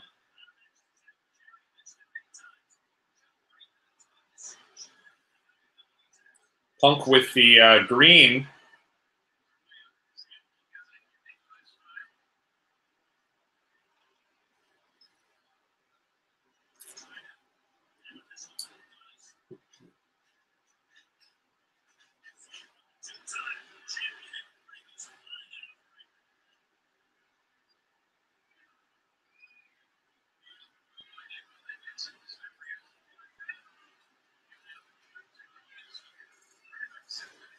So even though Punk is a heel, he's actually riling up the crowd there. So he's not, even though he's clearly a heel after his promo earlier in the show. Wow, a tope into the over the top rope down to the ground there. And somebody dressed as Jeff Hardy sitting in the front row right there. Looking actually kind of creepy. I was looking at Punk's wrist tape because around this time period, I'd be remiss not to mention Misawa passes away. Misaharu Misawa, who, you know, not being somebody who followed Japanese pro wrestling at the time, I knew Misawa from his time in Ring of Honor. I remember being in the crowd in Hammerstein Ballroom, I think it was, and they said, and they were announcing everyone who was going to be on the Ring of Honor show upcoming, and they got to Misawa, and everyone lost their mind.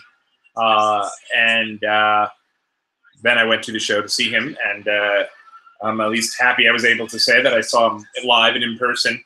But right at this time, he does pass away tragically in the ring. And I always remember that when he did, CM Punk did a promo, and on his wrist tape had Misawa's name written on the wrist tape. And it's almost like while he was doing the promo, he like threw up one of these just so you can kind of see the name, or maybe it said like "Rest in Peace, Misawa." But it was,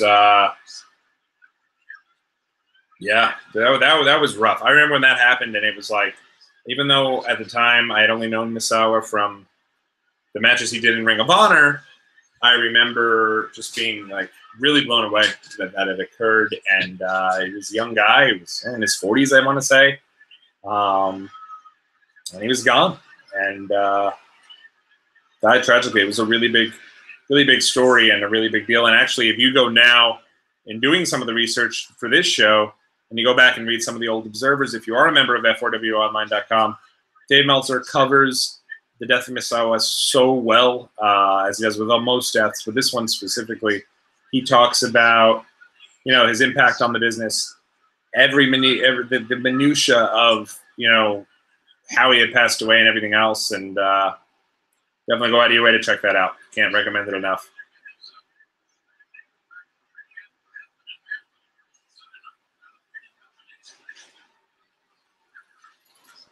The story goes here with CM Punk, by the way, that he'll eventually lose the title. You know, he'll win it back and forth. Him and Jeff play like hot potato with the title. Eventually they go to TLC at SummerSlam. And then they also go to, which was announced at the SmackDown in which I went to. They announced TLC for SummerSlam and then main event SummerSlam. And then Jeff would go on and fight in a cage match against Punk on SmackDown. And he'd lose that cage match. And that's when he's out the door. And he goes. And that's when they released that My Life, My Rules DVD. Of course, they release it like after Jeff gets arrested. Because right after the SummerSlam, he gets arrested. Not long after that at all. But what I thought was really cool, but yeah, that My Life, My Rules documentary, they filmed that all throughout his wrapping things up, and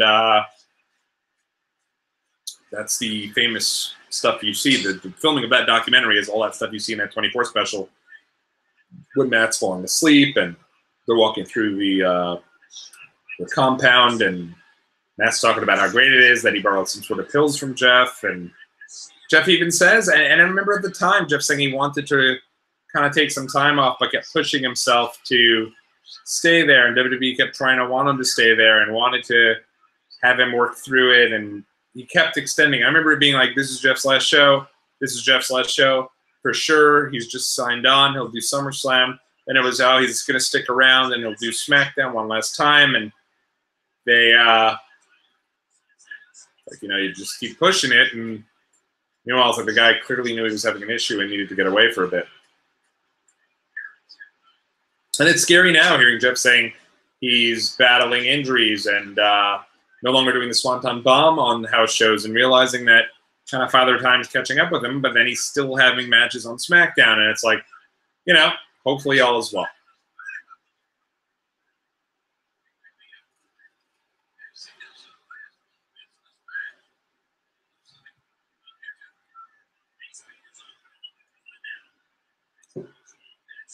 Todd Grisham.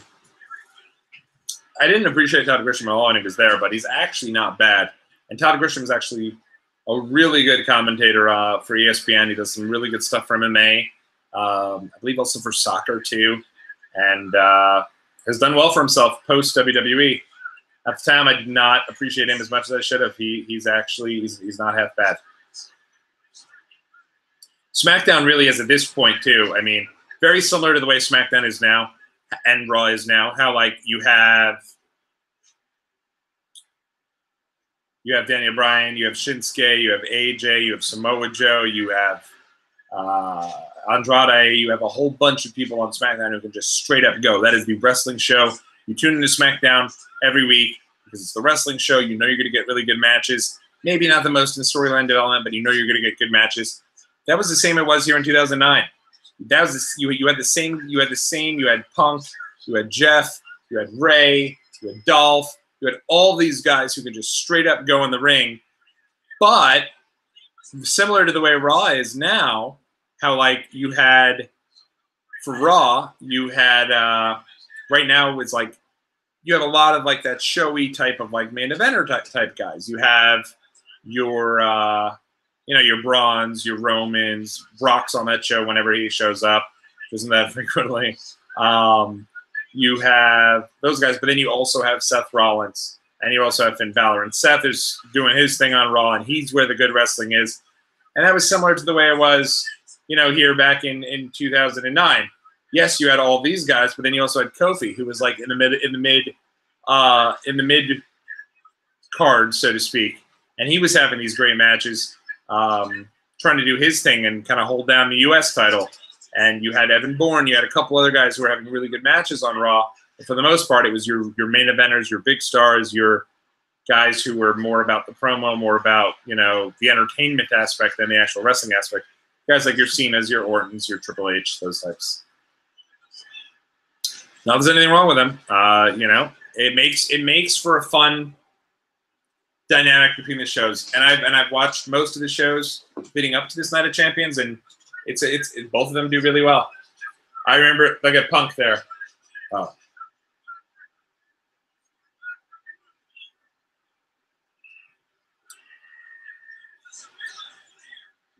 See, they unfortunately they took too long to get to the straight edge stuff between Punk and Jeff. I feel like they should have actually started a little earlier. I know they wanted to slow burn the Punk thing, but these guys went like 3 weeks with this Punk pretending he had an eye injury based off the silliness at the Bash, which was totally, not the case. I apologize for giving everyone a crotch shot there, but I had to stretch out a little bit there. Sit in this chair for 3 hours. Come on.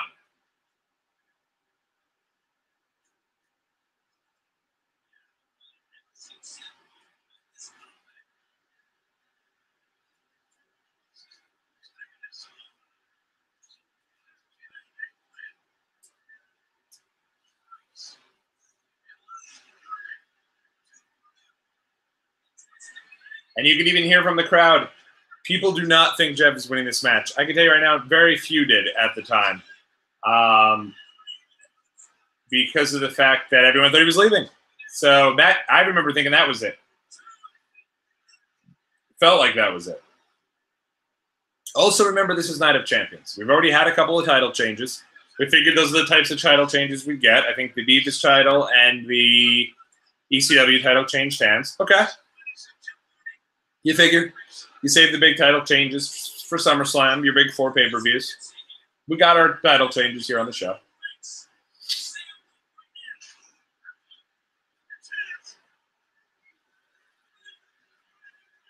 Ah, love the go to sleep. Love the go to sleep.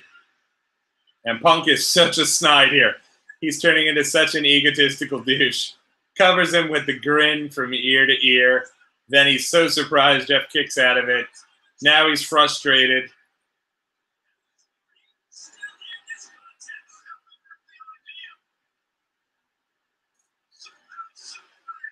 But wonder what Punk is, what he's got there on that arm tape. He's always got something there. Either he wrote it or it was dedicated to someone. Shame it ended so poorly with Punk. He had a couple years left in him, and yeah, it's great he went to go do his UFC thing. Obviously didn't have the most success, and by the most success, I mean, well, none. But he's missed, man. He was great in the ring. It would be cool if they let bygones be bygones, and the guy ended up returning at some point. I know people dog on Punk, but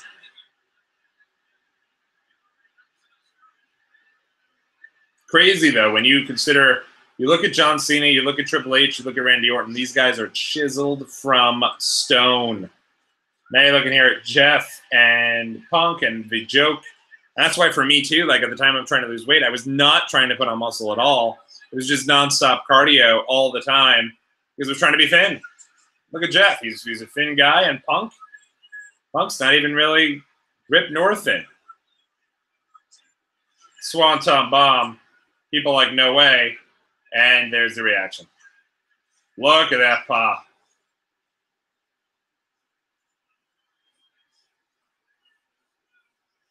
Fucking cool, man.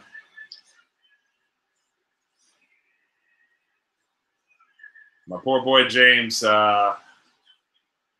point is probably ready to hit the road, and now I can imagine losing my mind over it.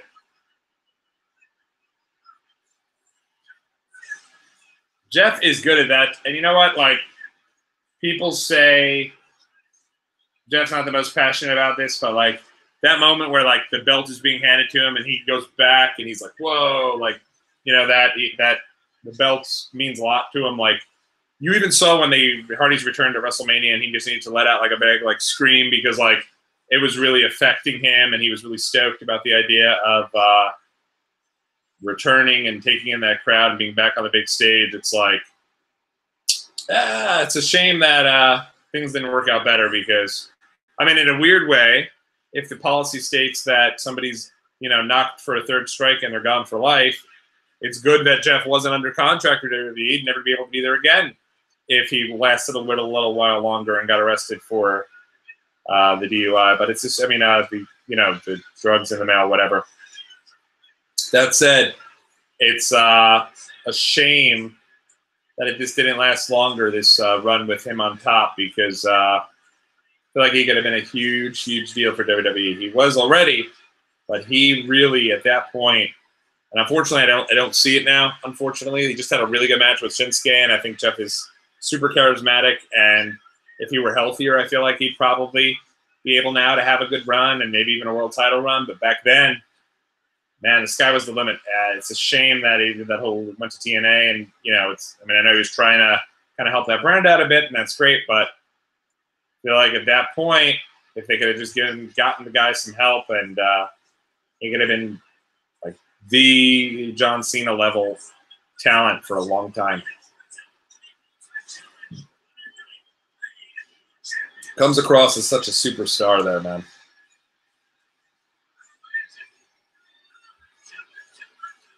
Look at every place you look.